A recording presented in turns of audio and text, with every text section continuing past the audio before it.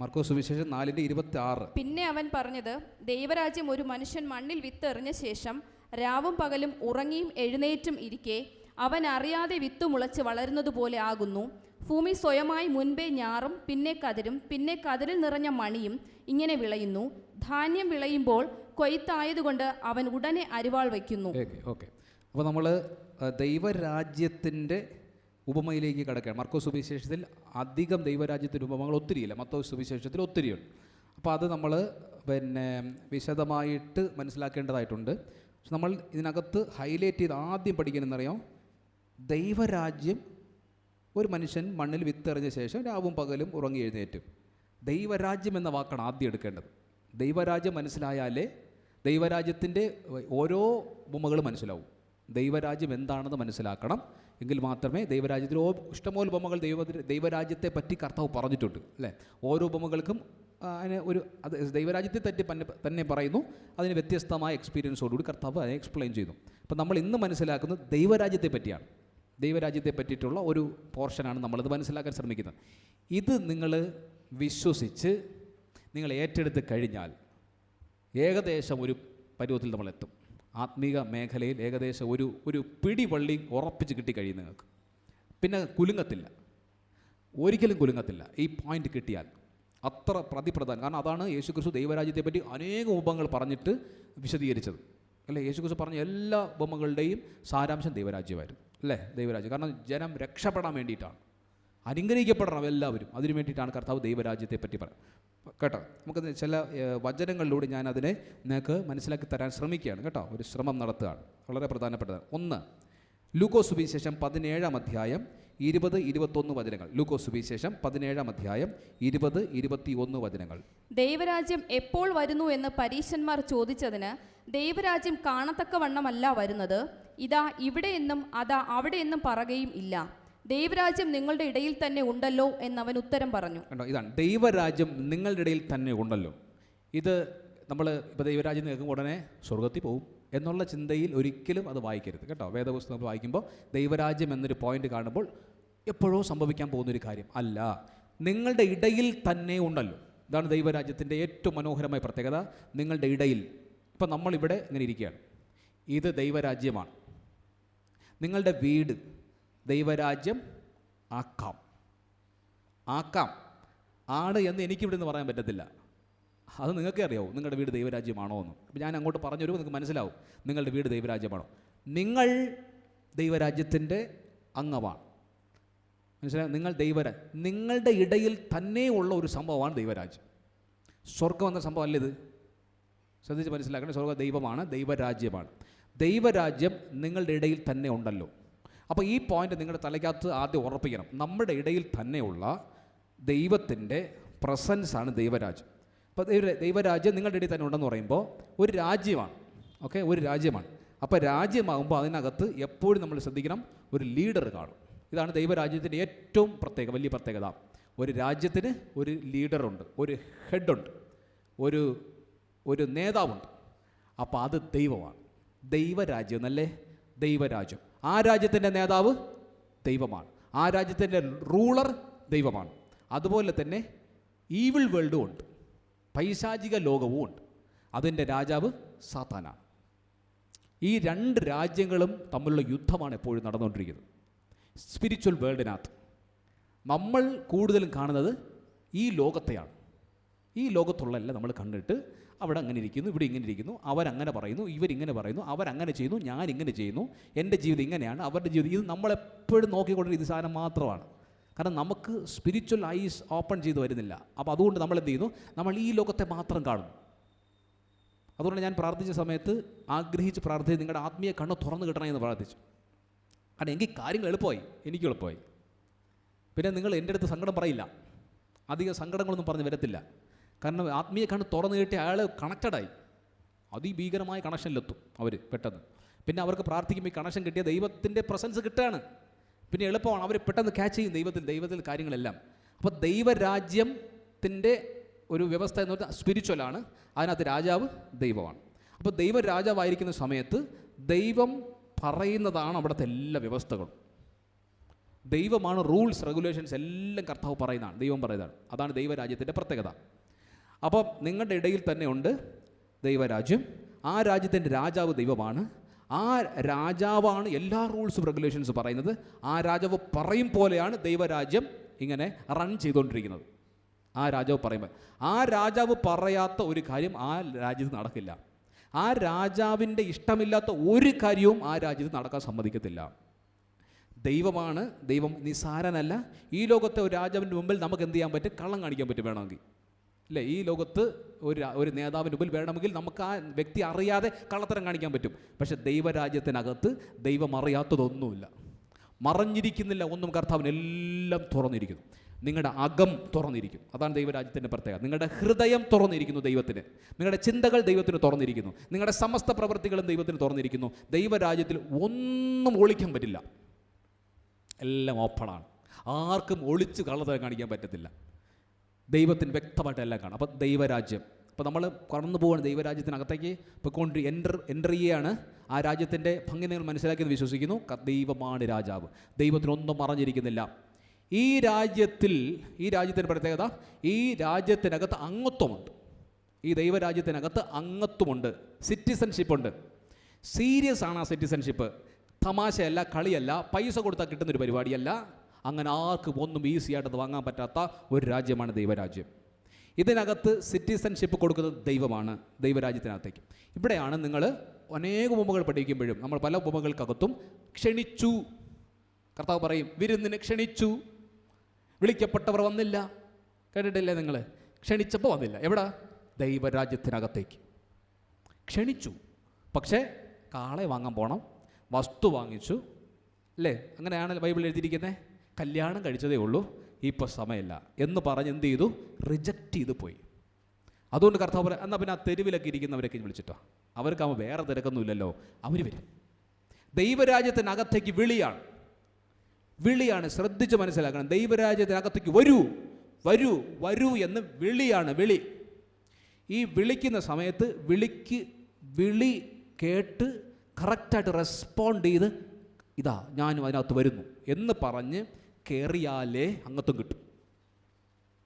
മനസ്സിലായോ? അങ്ങനെ കയറാത്ത ആർക്കും ഇതിനകത്ത് അംഗത്വം കിട്ടില്ല. വേറെ ഒരു സാധനം കൊടുത്തിനകത്ത് കയറാൻ പറ്റത്തില്ല. വിളിയാണ്, വിളിച്ചു. അതാണ് ഞാൻ പറഞ്ഞത്, നിങ്ങളെ പരിശുദ്ധാത്മാവ് ഇതിനകത്ത് കൊണ്ടുവന്നിരുത്തി. ഇതൊരു വിളിയാണ്. അപ്പോൾ ഇവിടെ വന്നിരുന്ന് നിങ്ങൾ പ്രതീക്ഷിച്ചതുപോലെ ഒന്നുമല്ല കാര്യങ്ങൾ. പ്രതീക്ഷിച്ചതുപോലെ നമ്മൾ പ്രതീക്ഷിച്ചത് ഇവിടുത്തെ അങ്ങനെയാണെന്ന് വെച്ചോ. ഇവിടെ എനിക്ക് കുറച്ച് പൈസ ഇട്ടാൻ്റെ ആവശ്യമുണ്ട്. അപ്പോൾ ആരാധനയ്ക്ക് വരുന്നു, കുറേ ദിവസം പ്രാർത്ഥിച്ച് കഴിയുമ്പോൾ പൈസ കിട്ടും. ഇതൊന്നും കിട്ടില്ലെന്നൊന്നും ഞാൻ പറയുന്നില്ല, എങ്കിലും ഞാൻ മെറ്റീരിയൽ തിങ്സിനെ പറ്റി പറയുന്നു. സൗഖ്യം കിട്ടുമെന്ന് പ്രതീക്ഷിച്ചു, സൗഖ്യമൊന്നും കിഴണില്ല. കുറച്ചുകൂടെ കുടുംബസമാധാനം വരുമെന്ന് പ്രതീക്ഷിച്ചു, അത്ര പെട്ടെന്ന് കാര്യങ്ങളൊന്നും നടക്കുന്നില്ല. ഈ ഒരു ഇത് വരുന്ന സമയത്ത് നമ്മൾ എന്ത് ചെയ്യുന്നു? പിന്മാറുന്നു. അല്ലെങ്കിൽ ആരാധനയ്ക്കകത്ത് വരാനായിട്ട് ദൈവം വിളി തന്നിട്ടും മറ്റെന്തൊക്കെ ലൗകിക കാര്യങ്ങൾ പറഞ്ഞ് നമ്മൾ എന്ത് ചെയ്യുന്നു? പിന്മാറിപ്പോകുന്നു. ഇങ്ങനെ പോകുന്ന ഒരു മനുഷ്യനും ഈ രാജ്യത്തിനകത്ത് പെർമനൻറ്റ് മെമ്പർഷിപ്പ് കിട്ടില്ല. ഈ രാജ്യത്തിനകത്ത് സീരിയസ് ആണ് ഈ മെമ്പർഷിപ്പ്. ഇത് വ്യവസ്ഥകൾ പാലിക്കപ്പെടുന്നവർക്കാണ്. റൂൾസ് ആൻഡ് റെഗുലേഷൻസ് ദൈവം പറയുന്നതാണ്. അതിനനുസരിച്ച് നിൽക്കുന്നവർക്ക് മാത്രമേ ഈ രാജ്യത്തിൽ ഒറിജിനൽ മെമ്പർഷിപ്പ് ഉള്ളൂ. ക്രിസ്ത്യാനിക്കുണ്ടെന്ന് പറയരുത്. ക്രിസ്ത്യാനിക്ക് മെമ്പർഷിപ്പ് ഉണ്ടെന്ന് പറയരുത്. പള്ളിയിൽ പോകുന്നു, അതുകൊണ്ട് ഞാൻ ദൈവരാജ്യത്തിൻ്റെ മെമ്പറാണ്. നോ, അങ്ങനൊരു സംഭവമേ പ്രതീക്ഷിക്കേണ്ട ആരും. കാരണം ഞാനിത് പറഞ്ഞു വരുമ്പോൾ നിങ്ങൾക്കത് മനസ്സിലാവും, എത്ര സീരിയസ് ആണെന്ന് മനസ്സിലാവും. അതെന്തുകൊണ്ട് ഇത്രയും പവിത്രമായിരിക്കുന്നുവെന്നും മനസ്സിലാവും. ഇത് പവിത്രമാണ്, ഇത് സീരിയസ് ആണ്, ഈസി അല്ല. ഈ ലോകപ്രകാരമായി ചിന്തിച്ചാൽ ഈസി അല്ല. അങ്ങനെ ആരും ദൈവരാജ്യത്തിൻ്റെ അംഗമായി മാറുന്നില്ല. അങ്ങനെ മാറാൻ വ്യക്തമായി കർത്താവിന് വിളി വേണം. വിളിച്ചവർ ആ വിളിക്കൊത്തവണ റെസ്പോണ്ട് ചെയ്യണം. ഒരു ചെറിയ ഉദാഹരണം പറഞ്ഞാൽ, യേശു കടൽപ്പുറത്തൂടെ നടക്കുന്ന സമയത്ത് യാക്കോബിനെയും യോഹന്നാനെയും കണ്ടു. സെബദിയുടെ മക്കൾ അവരിങ്ങനെ മീൻ പിടിച്ചുകൊണ്ടിരുന്നു, മീൻ വല കഴുകിക്കൊണ്ടിരുന്നു. അപ്പോൾ കർത്താവ് പറഞ്ഞു, എന്നെ അനുഗമിക്കൂ. ഒരു വിളിയാണ്. വള്ളവും വലയും അപ്പനെയും കൂലിക്കാരെയും വിട്ട് പോയി. മനസ്സിലായോ? ദൈവരാജ്യം ഇവിടെ കട്ട് ചെയ്തു. ഇതൊക്കെ മനസ്സിലാവുന്നോ? എന്ത് കട്ട് ചെയ്തു? ഈ ലോകത്തിൻ്റെ രാജ്യത്തെ കട്ട് ചെയ്തിട്ട് ദൈവരാജ്യത്തിനകത്തോട്ട് കയറി. കണക്ഷൻ കിട്ടി നിൽക്ക്. ഈ ലോകത്തെ ശ്രദ്ധിച്ച് നടക്കേണ്ടത് നമ്മൾ. അത് കിട്ടട്ടെ, ഇത് കിട്ടട്ടെ, അങ്ങോട്ട് പോകട്ടെ, ഇങ്ങോട്ട് പോകട്ടെ, അവർ ഇത് കയറില്ല. ഒരു കാരണവശാലും അയാൾ ദൈവരാജ്യത്തിന് അംഗത്വം നിൽക്കാൻ പറ്റില്ല. രണ്ട് വള്ളത്തിൽ ചവിട്ടാൻ പറ്റില്ല.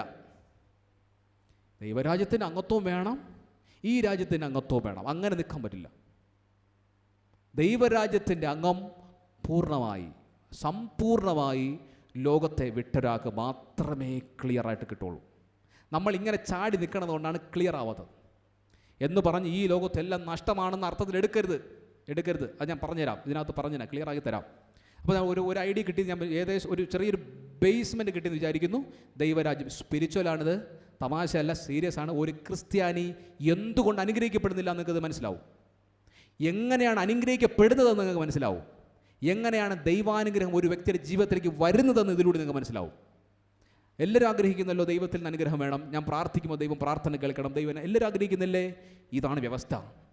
ഇരട്ട വ്യവസ്ഥ ഫോളോ ചെയ്താൽ മതി, അനുഗ്രഹിക്കപ്പെടും. ഇതാണ് വ്യവസ്ഥ. എന്താണ് വ്യവസ്ഥ? ദൈവരാജ്യത്തിലെ അംഗത്വം. എന്തുകൊണ്ട് അങ്ങനെ പറയുന്നു? ദൈവം നന്മകൾ നൽകുന്നത് ദൈവരാജ്യത്തിനകത്തുനിന്ന് എടുത്തിട്ടാണ് തരുന്നത്.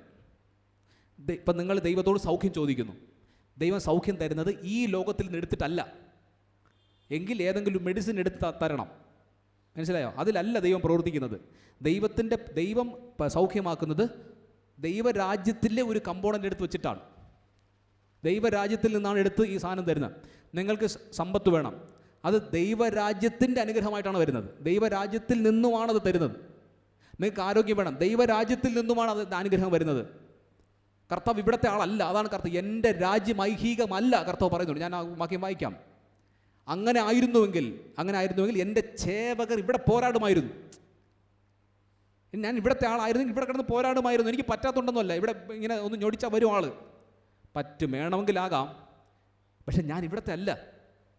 കണ്ടോ, ഇവിടുത്തെ സാധനം എടുത്തല്ല ദൈവം നമ്മൾ അനുഗ്രഹിക്കുന്നത്, സ്വർഗത്തിൽ നിന്നാണ്. അല്ലെങ്കിൽ ദൈവരാജ്യത്തിലെ അനുഗ്രഹം എടുത്തത്. സ്പിരിച്വൽ വേൾഡിൽ എല്ലാ സാധനവും ഉണ്ട്, ഒന്നിനും കുറവില്ലാതുണ്ട്. അപ്പോൾ ആർക്കാണ് ഈ അനുഗ്രഹം വരുന്നത്? ദൈവരാജ്യത്തിലെ സിറ്റിസൺസിന് മാത്രമാണ്. മനസ്സിലായോ? ഇന്ത്യയിലെ സിറ്റിസണാണ് നിങ്ങൾ. അപ്പോൾ ഈ രാജ്യത്തുള്ള നിയമപരമായ എല്ലാ അവകാശങ്ങളും നിങ്ങൾക്കില്ലേ? എനിക്കില്ലേ? ഉണ്ട്. റേഷൻ കാർഡ് നമ്മുടെ കയ്യിലുണ്ട്. അപ്പോൾ എനിക്ക് റേഷൻ കാർഡ് കൊണ്ട് റേഷൻ കടയിൽ കൊണ്ട് കൊടുത്താൽ എനിക്ക് അവകാശമുണ്ട് ആ സാധനം വാങ്ങാനുള്ള, അല്ലേ? ഒരു വിദേശി ഒരു മനുഷ്യൻ വന്ന് എൻ്റെ റേഷൻ കാർഡ് എടുത്തുകൊണ്ട് റേഷൻ കടയിൽ കൊടുത്താൽ കിട്ടില്ല. കാരണം അയാൾക്ക് ഇവിടെ അവകാശമില്ല, അയാൾ ഈ രാജ്യത്തെ അംഗമല്ല. അപ്പോൾ ഈ രാജ്യത്തിൻ്റെ അംഗത്തിന് മാത്രമേ ഇവിടുത്തെ എല്ലാ അവകാശങ്ങളും കിട്ടുള്ളൂ.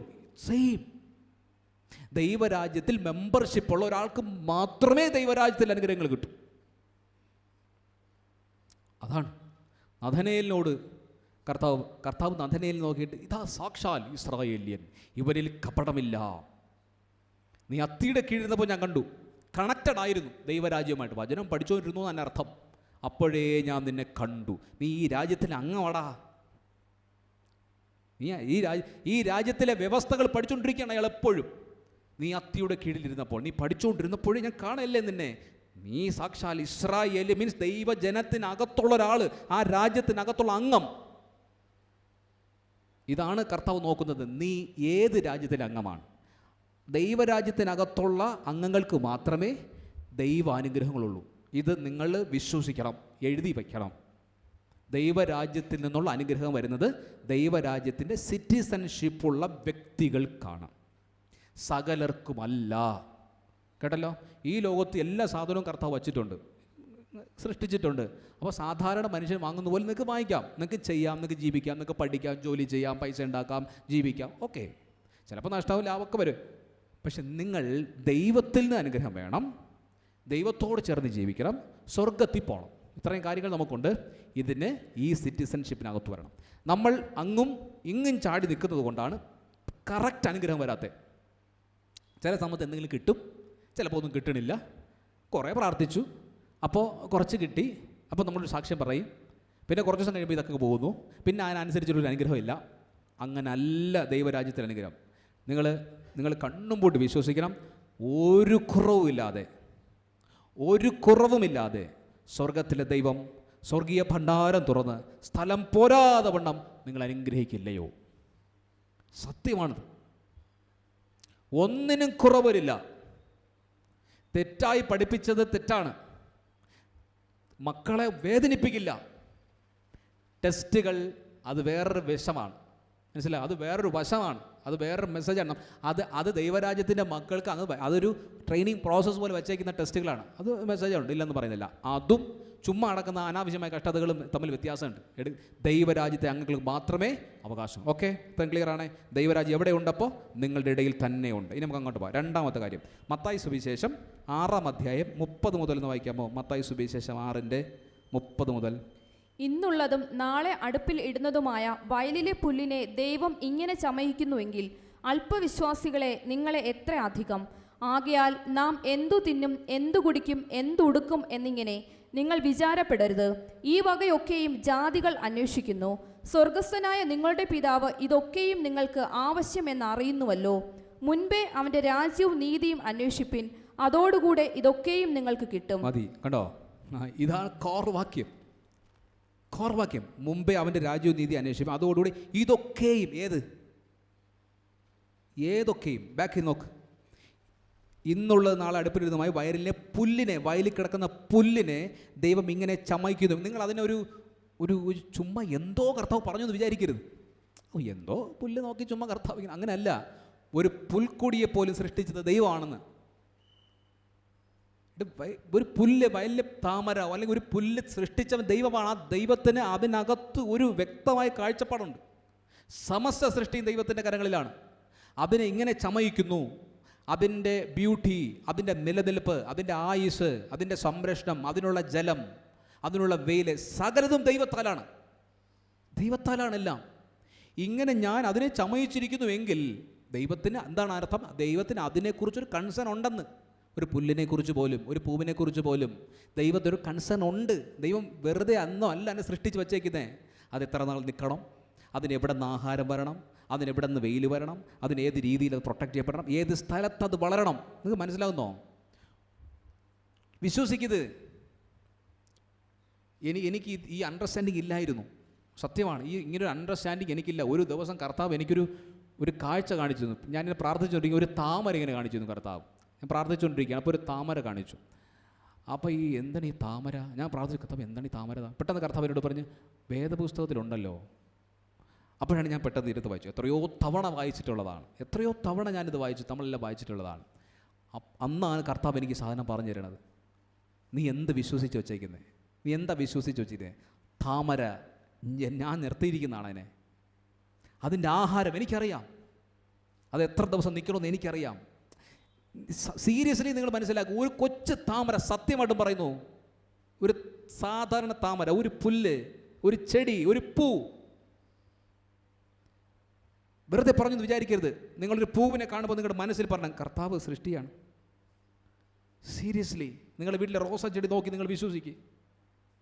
ഒരു ചെടി നോക്കി നിങ്ങൾ വിശ്വസിക്കുക, കർത്താവ് നട്ടതാണ്. ഇന്ന് എൻ്റെ വീട്ടിൽ എൻ്റെ ചട്ടിക്കകത്ത് ഇങ്ങനെ ഇരിക്കണമെന്നത് ദൈവത്തിൻ്റെ ഹിതമാണ്. അങ്ങനെയാണ് കർത്താവ് പറഞ്ഞത്. സീരിയസ്ലി വിശ്വസിക്കുക. ആ ഒരു ചെടിയെ പോലും ദൈവം ഞാൻ ഇങ്ങനെ ചമയിക്കുന്നുവെങ്കിൽ, ചുമ്മാ പറയൂ കർത്താവ് ഒരു വാക്ക്. ഇങ്ങനെ തോന്നുന്നുണ്ടോ നിങ്ങൾക്ക്? കർത്താവ് എന്താ നമ്മളെ പോലെയാണോ? ഒരു വാക്ക് പോലും വെറുതെ പറഞ്ഞിട്ടില്ല.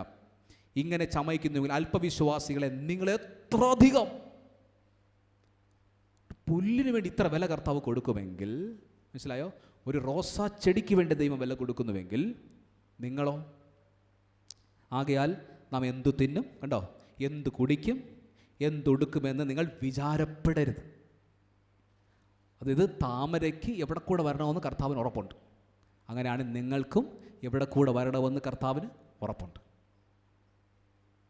ദൈവരാജ്യത്തിൻ്റെ വ്യവസ്ഥ പറഞ്ഞു വരികയാണ് ഞാൻ. ഞാൻ ആകപ്പാടെ കൺഫ്യൂഷനായപ്പോൾ ഒരു സംഭവമാണ്. ഞാൻ ഒത്തിരി സമയം ഇതിൻ്റെ പിന്നിൽ ഇങ്ങനെ ഇരുന്നു. എവിടെ നിന്ന് വരും?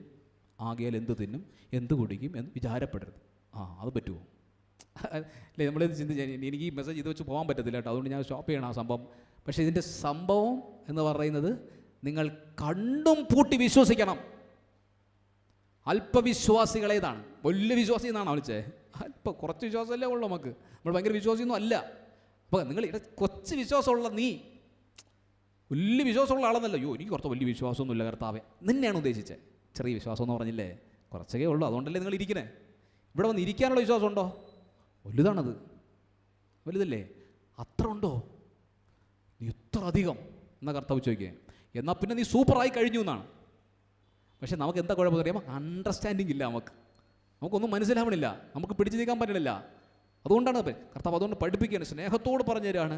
എത്ര അധികമാടാ നീ, ഈ പുല്ലിന് വേണ്ടി ഞാൻ ഇത്രയും സമയം കൊടുത്തെങ്കിൽ നിൻ്റെ കാര്യം ഞങ്ങളെ വെറുതെ വിടുമോ? നിന്നെ ഞാൻ വെറുതെ അങ്ങ് തള്ളിക്കളയോ? നിനക്ക് ആഹാരം തരാതിരിക്കുമോ? നിനക്ക് വസ്ത്രം തരാതിരിക്കുമോ? നിൻ്റെ വീടിനെ ഞാൻ അനുഗ്രഹിക്കാതിരിക്കുമോ എന്ന് ചോദിച്ചേ. ഇതൊക്കെയും ഞാൻ ആദ്യം പറഞ്ഞതാണ്, എന്ത് തിന്നും എന്ത് കുടിക്കും എന്ത് ഉടുക്കും നിങ്ങൾ വിചാരപ്പെടുക, ഈ വകയൊക്കെയും ജാതികൾ അന്വേഷിക്കുന്നു. കണ്ടോ, അവിടെയാണ് പ്രശ്നം. നിങ്ങൾ ഏത് സിറ്റിസൺഷിപ്പിനകത്തുള്ളവരാണ്? കണ്ടോ, രണ്ട് കൂട്ടരെ കാണിച്ചിരുന്നു. വിശ്വാസികൾ, അല്പവിശ്വാസി നീതി എത്രയധികം, ഇങ്ങനെ തന്നെ എന്തുടുക്കും എന്ത് തിന്നും എന്ത് കുടിക്കുന്നു വിചാരപ്പെടരുത്. ഇതെല്ലാം വിചാരപ്പെടുന്ന ആരാണ്? ജാതികളെന്നാണ്. അപ്പോൾ നമ്മൾ ദൈവരാജ്യത്തിലെ മെമ്പേഴ്സാണ്, അവർ ഔട്ട്സൈഡേഴ്സാണ്. നിങ്ങൾ ശ്രദ്ധിക്കുക, നിങ്ങൾ എത്ര പേര് ഇതിനകത്തുണ്ട്? അവിടെയുണ്ട്. ക്രിസ്ത്യാനി അല്ല ഉദ്ദേശിച്ചേ. ഈ മെമ്പർഷിപ്പിനകത്തെത്തിയവൻ വിചാരപ്പെടില്ല. കേട്ടോ, അതിൻ്റെ അർത്ഥം മനസ്സിലായി നിങ്ങൾക്ക്? വിചാരപ്പെടുന്നവൻ പുറത്ത് നിൽക്കുന്നു. അപ്പോൾ നമ്മളൊന്ന് ആലോചിച്ച് നോക്ക്, നമ്മൾ എവിടെ നിൽക്കുന്നു എന്ന് ആലോചിച്ച് നോക്ക്. നിങ്ങൾ ഏതെങ്കിലും വിഷയത്തെക്കുറിച്ച് വിചാരപ്പെടുന്നുണ്ടോ? എന്ത് ചെയ്യും കർത്താവ്, എന്ത് ചെയ്യും, ഞാൻ എന്ത് ചെയ്യും? ഔട്ട്, പോയി. എത്ര പേർക്ക് പറയാൻ പറ്റും ഞാൻ വിചാരപ്പെടുന്നില്ല എന്ന്?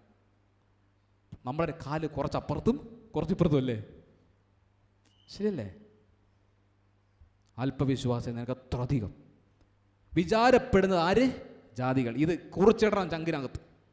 വിചാരപ്പെടുന്നവൻ ജാതികൾ, അതായത് ഔട്ട്സൈഡർ, പുറത്താക്കപ്പെട്ടവർ, ദൈവരാജ്യത്തിൻ്റെ വെളിയിൽ കിടക്കുന്നവർ വിചാരപ്പെടുന്നു. നിങ്ങൾ എത്ര പേർ വിചാരപ്പെടുന്നു? എങ്കിൽ നിങ്ങൾ പുറത്ത്.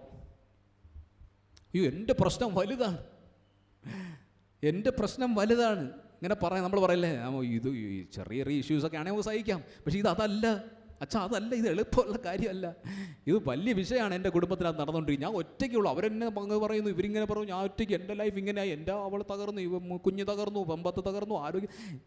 എങ്ങനെ വിചാരപ്പെടാതിരിക്കും? ഔട്ട്. കർത്താവിൻ്റെ രാജ്യത്തിലുള്ള ഒരു വ്യക്തിയും അവിടെ ലൈഫിൻ്റെ ഭാരങ്ങൾ ഓർത്ത് വിചാരപ്പെടുന്നില്ല. പക്ഷെ അവരുടെ ഉള്ളിനകത്ത് ഒന്നിനെക്കുറിച്ച് വിചാരപ്പെടുന്നില്ല. പക്ഷേ ജാതികൾ അന്വേഷിച്ച് സ്വർഗസ്ഥനായ നിങ്ങളുടെ പിതാവ് ഇതൊക്കെയും നിങ്ങൾക്ക് ആവശ്യമെന്ന് അറിയുന്നുവല്ലോ. ഇതാണ് നമ്മുടെ വിശ്വാസം. അതാണ് വിശ്വാസം. ഏത് വിഷയത്തിലൂടെ കടന്നു ദൈവരാജ്യത്തിനകത്തുള്ളൊരു പൈതൽ, അതാണ് മുമ്പേ അവൻ്റെ രാജ്യവും നീതിയും അന്വേഷിപ്പിൻ, അതോടുകൂടെ ഇതൊക്കെയും കിട്ടും. ഏത്? ഉടുക്കും, മനസ്സിലായോ? എന്ത് കുടിക്കും, എന്ത് കഴിക്കും, അതാണ് പറഞ്ഞ ഇതൊക്കെയും. ഏത്? മുമ്പ് പറഞ്ഞ സാധനങ്ങൾ, വസ്ത്രം, ഭക്ഷണം, മനസ്സിലായോ? നിങ്ങളുടെ പാർപ്പിടം, നിങ്ങളുടെ കുടുംബകാര്യങ്ങൾ, ഇതൊക്കെയും എന്നാണ്. സ്വർഗമെന്നാണോ പറഞ്ഞത്? അല്ല. സ്വർഗത്തിൽ പോകുമെന്നാണോ പറഞ്ഞത്? അങ്ങനെ അല്ല ആ വാക്യത്തിൻ്റെ അർത്ഥം. ഇതൊക്കെയും എന്നാണ് പറഞ്ഞത്. ആകെ എന്തു തിന്നും എന്ത് കുടിക്കും എന്തുടുക്കുമെന്ന് വിചാരപ്പെടരുത്. നിങ്ങൾ ദൈവരാജ്യത്തെ അന്വേഷിക്കുമ്പോൾ അതൊക്കെയും കിട്ടും. നിങ്ങൾ എന്താണോ വിചാരപ്പെടേണ്ടിയിരുന്ന സാധനങ്ങൾ, പക്ഷേ സാമ്പത്തിക ബാധ്യതയാണ്, കടഭാരമാണ്, എന്തു ചെയ്യണം? നീ ദൈവരാജ്യത്തിൻ്റെ അംഗമാകുമ്പോൾ ആ രാജ്യത്തെ അന്വേഷിച്ചുകൊണ്ടിരിക്കണം. ദൈവരാജ്യം ഞങ്ങൾ പറഞ്ഞുതരാം. ഇനി ദൈവരാജ്യത്ത് നിങ്ങൾ എന്തൊക്കെ വരുമെന്ന് പറഞ്ഞുതരാം. അപ്പോൾ അതെന്ത് ചെയ്യണം? അന്വേഷിക്കണം. ആ അന്വേഷിക്കുന്ന സംഭവങ്ങളാണ് ഒത്തിരി ദൈവരാജ്യത്തിൻ്റെ ഉപമകളിൽ കർത്താവ് പറയുന്നുണ്ട്. മുത്തുകൾ പോലെ എന്നൊക്കെ പറയുന്നുണ്ട് സംഭവങ്ങൾ. ഇത് അന്വേഷിച്ച് അതിനകത്ത് അംഗത്വം എടുക്കാൻ വേണ്ടി ഓടണം. എനിക്ക് ഈ രാജ്യത്തിൻ്റെ അംഗമായ മതി, എനിക്ക് ഈ രാജ്യത്തിൻ്റെ അംഗമായ മതി, ഈ രാജ്യത്തിൻ്റെ അംഗമായ മതി, ഇത്ര മതി.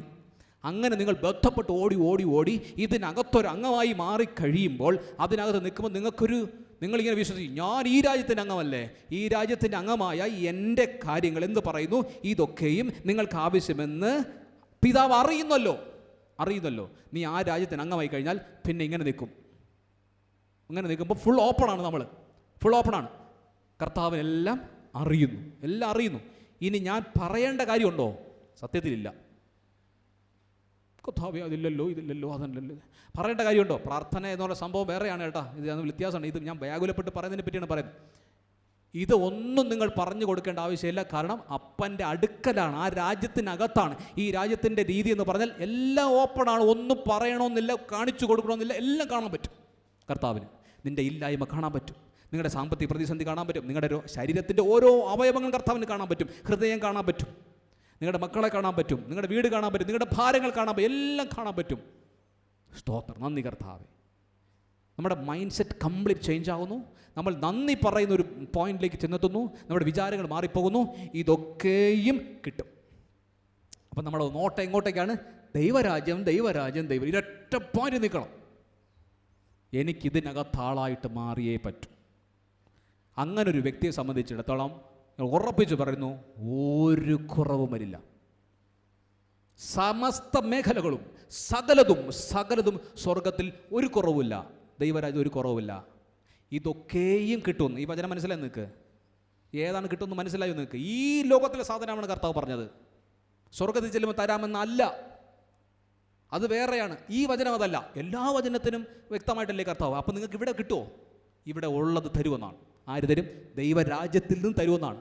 നിങ്ങൾ ആ രാജ്യം അന്വേഷിക്കുമ്പോൾ അപ്പൻ കണ്ടിട്ട് തരും. ഇവിടത്തെക്കുറിച്ച് എന്ത് ചെയ്യരുത്? വറിയിടാവരുത്. ഈ പ്രാക്ടീസിലേക്ക് വരുമോ? ഓക്കെ. മൂന്നാമത്തെ സംഭവം യോഹന്നാൻ എഴുതിയ സുവിശേഷം 18:36 വായിച്ചേ. യോഹന്നാൻ 18:36. എൻ്റെ രാജ്യം ഐഹികമല്ല, എൻ്റെ രാജ്യം ഐഹികം ആയിരുന്നുവെങ്കിൽ എന്നെ യഹൂദന്മാരുടെ കയ്യിൽ ഏൽപ്പിക്കാതെ വണ്ണം എൻ്റെ ചേവകർ പോരാടുമായിരുന്നു. ഓക്കെ, ഇനി 19:10-11 കൂടെ. 19:10-11. പീലാത്തോസ് അവനോട്, നീ എന്നോട് സംസാരിക്കുന്നില്ലയോ? എനിക്ക് നിന്നെ ക്രൂശിപ്പാൻ അധികാരമുണ്ടെന്നും നിന്നെ വിട്ടയപ്പാൻ അധികാരമുണ്ടെന്നും നീ അറിയുന്നില്ലയോ എന്ന് ചോദിച്ചതിന് യേശു അവനോട്, മേലിൽ നിന്ന് നിനക്ക് കിട്ടിയിട്ടില്ല എങ്കിൽ എൻ്റെ മേൽ നിനക്ക് ഒരധികാരവും ഉണ്ടാകയില്ലായിരുന്നു. അതുകൊണ്ട് എന്നെ നിന്റെ പക്കൽ ഏൽപ്പിച്ചവന് അധികം പാപം ഉണ്ട് എന്ന് ഉത്തരം പറഞ്ഞു. ശരി, ഇതെന്താ മനസ്സിലായോ? യേശുക്രിസ്തു ദൈവരാജ്യത്തിൻ്റെ പവർ പറയുന്നൊരു സംഭവമാണ്. അതായത് പീലാത്തോസിൻ്റെ അടുക്കൽ യേശു എത്തുന്നു. പീലാത്തോസിൻ്റെ അടുക്കൽ എത്തുമ്പോൾ പീലാത്തോസ് യേശുവിൻ്റെ അടുത്ത് പറയുന്നു, ഞാൻ ചോദിക്കുന്ന മറുപടി പറ, ഞാൻ ചോദിക്കുന്നതിന് മറുപടി പറയൂ, നീ എന്ത് കുറ്റമാണ് ചെയ്തത്, എനിക്ക് നിന്നെ ശിക്ഷിക്കാനൊക്കെ അധികാരമുണ്ടല്ലോ എന്നൊക്കെ പറഞ്ഞിട്ട് പീലാത്തോസ് സംസാരിക്കുന്നു. അപ്പോൾ യേശു പറയുന്നു, ഞാൻ ഈ ഇവിടുത്തെ ആളൊന്നുമല്ല. അതാണ് ഞാൻ നേരത്തെ പറഞ്ഞു, ഞാൻ ഇവിടുത്തെ ആളൊന്നുമല്ല, എൻ്റെ രാജ്യം ഐഹികമല്ല, ഞാൻ ഇവിടുത്തെ ഈ നിസാരമായ സെറ്റപ്പിലുള്ള ആളൊന്നുമല്ല, ഞാൻ ഇതിനേക്കാൾ വലിയ സെറ്റപ്പിലുള്ള ആളാണ്. എൻ്റെ രാജ്യം നിങ്ങൾ ഈ പറയുമ്പോൾ ഈ ഐഹികമായ രാജ്യമൊന്നുമല്ല, അത് ഐഹിക ആയിരുന്നു. ഇവിടെ ആയിരുന്നെങ്കിൽ ഞാൻ ഇവിടെ നിന്ന് കുറച്ച് പത്രോസിൻ്റെ അടുത്ത് പറഞ്ഞിട്ട് ആ ഗലീലയിൽ നിന്ന് കുറച്ച് ഗുണ്ടകളെ ഇറക്കിയേനെ. കർത്താവ് ഗലീലയിൽ വെച്ച് കർത്താവിനെ തൊടാൻ പറ്റില്ല. അറിയാമോ അത്? ഗലീല, കഫർന്നഹൂം, ഈ നാടുകളിലൊന്നും വെച്ച് കർത്താവിനെ തൊടാൻ പറ്റില്ല അവർക്ക്. കാരണം അത്ര ജനനിബിഡമാണ്. കർത്താവിനൊക്കെ തൊടാൻ വന്നാൽ എല്ലാം കൂടെ ഇറങ്ങും. അത്ര ഭയങ്കര ടീമാണ് അവിടെയൊക്കെ. അതുകൊണ്ട് യേശു ജെറുസലേം തന്നെ പോകുന്നത്. ഇവിടെ നിന്ന് അവർ തൊടാൻ പറ്റും, അത്ര ആളാണ്. വേണമെങ്കിൽ കർത്താവിനാകാം. ഹോശന്ന വിളിക്കുന്ന ഒരു വലിയൊരു സമൂഹം ഉണ്ടായിരുന്നു യേശുവിന്. ആ തെരുവിലൂടെ നടക്കുന്ന സമയത്ത് അവർക്ക് അസൂയ തോന്നി. പരീക്ഷം എന്ത് ചെയ്യും, എങ്ങനെ കണ്ടുപിടിച്ച് പിടിക്കുക, ആകെപ്പാടെ ടെൻഷനാണ്. കാരണം എന്തൊരു ജനമാണ്. അപ്പോൾ കർത്താവിന് വേണമെങ്കിൽ ഒരു വാക്ക് ആ ശിഷ്യന്മാരോട് പറഞ്ഞാൽ മതി. നല്ല മിടുക്കന്മാരുണ്ട് അതിനകത്ത്, കത്തിയും കൊണ്ടു കിടന്ന ആൾക്കാരുണ്ട്. എരിവുകാരനായ സെലറ്റ്സ് എന്ന് പറഞ്ഞാൽ അവർ ശരിക്കും ഇങ്ങനെ ഫൈറ്റ് ചെയ്യുന്ന ആൾക്കാരാണ്. അപ്പോൾ അങ്ങനെ ഒരു ടീംസ് ഉണ്ട്. വേണമെങ്കിൽ ഒരു വാക്ക് പറഞ്ഞാൽ ഇവർ വന്ന് നിൽക്കും. നിന്ന് ഇവരാരും തൊടില്ല യേശുവിനെ. ആ രീതി നിൽക്കാം. വേണമെങ്കിൽ എനിക്കാകാം. അതാ യേശു പറഞ്ഞേ, ഈ ലോകത്ത് വേണമെങ്കിൽ. പക്ഷേ ഈ ലോകമല്ല എൻ്റെ രാജ്യം, ഇത് ഐഹികമല്ല. ഞാൻ ഇവിടുത്തെ ആളല്ല, ഞാൻ ദൈവരാജ്യത്തിൻ്റെ ആളാണ്. അതിനകത്തുള്ള അംഗത്വം, നിൻ്റെ പ്രൊട്ടക്ഷൻ എനിക്ക് വേണ്ട എന്നാണ് കർത്താവ് പറഞ്ഞത്. എന്നിട്ട് അടുത്ത് കർത്താവ് പറഞ്ഞു, ഞാൻ 11 വായിച്ചു, 19:10-11 വചനത്തിലെത്തുമ്പോൾ കർത്താവ് പറയുന്നൊരു കാര്യമുണ്ട്. പിലാത്തോസ് പറയുന്നു, എനിക്ക് നിന്നെ ശിക്ഷിക്കാൻ അധികാരമുണ്ട്, അതുകൊണ്ട് ഞാൻ ചോദിച്ചതിന് മറുപടി പറഞ്ഞാൽ നമുക്ക് എന്തെങ്കിലും ഒരു കോംപ്രമൈസ് സെറ്റിൽമെൻറ്റ്. അതാണ് പിലാത്തോസ് ആഗ്രഹിക്കുന്നത്. നീ പറ, നമുക്കൊന്ന് സെറ്റിൽ ചെയ്ത് നിന്നെ ഞാൻ വെറുതെ വിടാം, എനിക്ക് ശിക്ഷിക്കാൻ അധികാരമുണ്ട്, പറയൂ എന്ന് കർത്താവ് പറഞ്ഞു. അപ്പോൾ കർത്താവ് പറയുന്നു, ഇങ്ങനെയാണ് പറഞ്ഞത്, മേലിൽ നിന്ന് നിനക്ക് അധികാരം കിട്ടിയിട്ടല്ലാതെ എൻ്റെ മേൽ നിനക്ക് ഒരധികാരവുമില്ല. മനസ്സിലായോ? മേലിൽ നിന്ന് പിതാവായ ദൈവം നിനക്കിപ്പോൾ എന്നെ തൊടാൻ ഒരനുവാദം തന്നിരിക്കുന്നു. ഇല്ലെങ്കിൽ നീ എൻ്റെ ഒരു രോമത്തിൽ പോലും തൊടില്ല, തൊടാൻ നിനക്ക് പറ്റില്ല. അതാണ് കർത്താവ് പറഞ്ഞത്. നിനക്ക് എൻ്റെ നേരെ ഒരു നാവെടുക്കാൻ പോലും ഇന്ന് അനുവാദം കിട്ടിയതുകൊണ്ട് മാത്രം, എന്നെ തൊടാൻ നിനക്ക് സ്വർഗത്തിലെ ദൈവം അനുവാദം തന്നതുകൊണ്ട് മാത്രം ഇപ്പോൾ ചെയ്യാനുള്ള ചെയ്തിട്ട് പോടാ എന്നാണ്. ഇല്ലായിരുന്നു നീ എന്നെ തൊടില്ലായിരുന്നു. ഇതാണ് ദൈവരാജ്യത്തിൻ്റെ പ്രൊട്ടക്ഷൻ.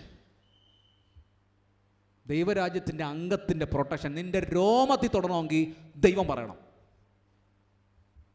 തൊടാൻ പറ്റില്ല ആർക്കും.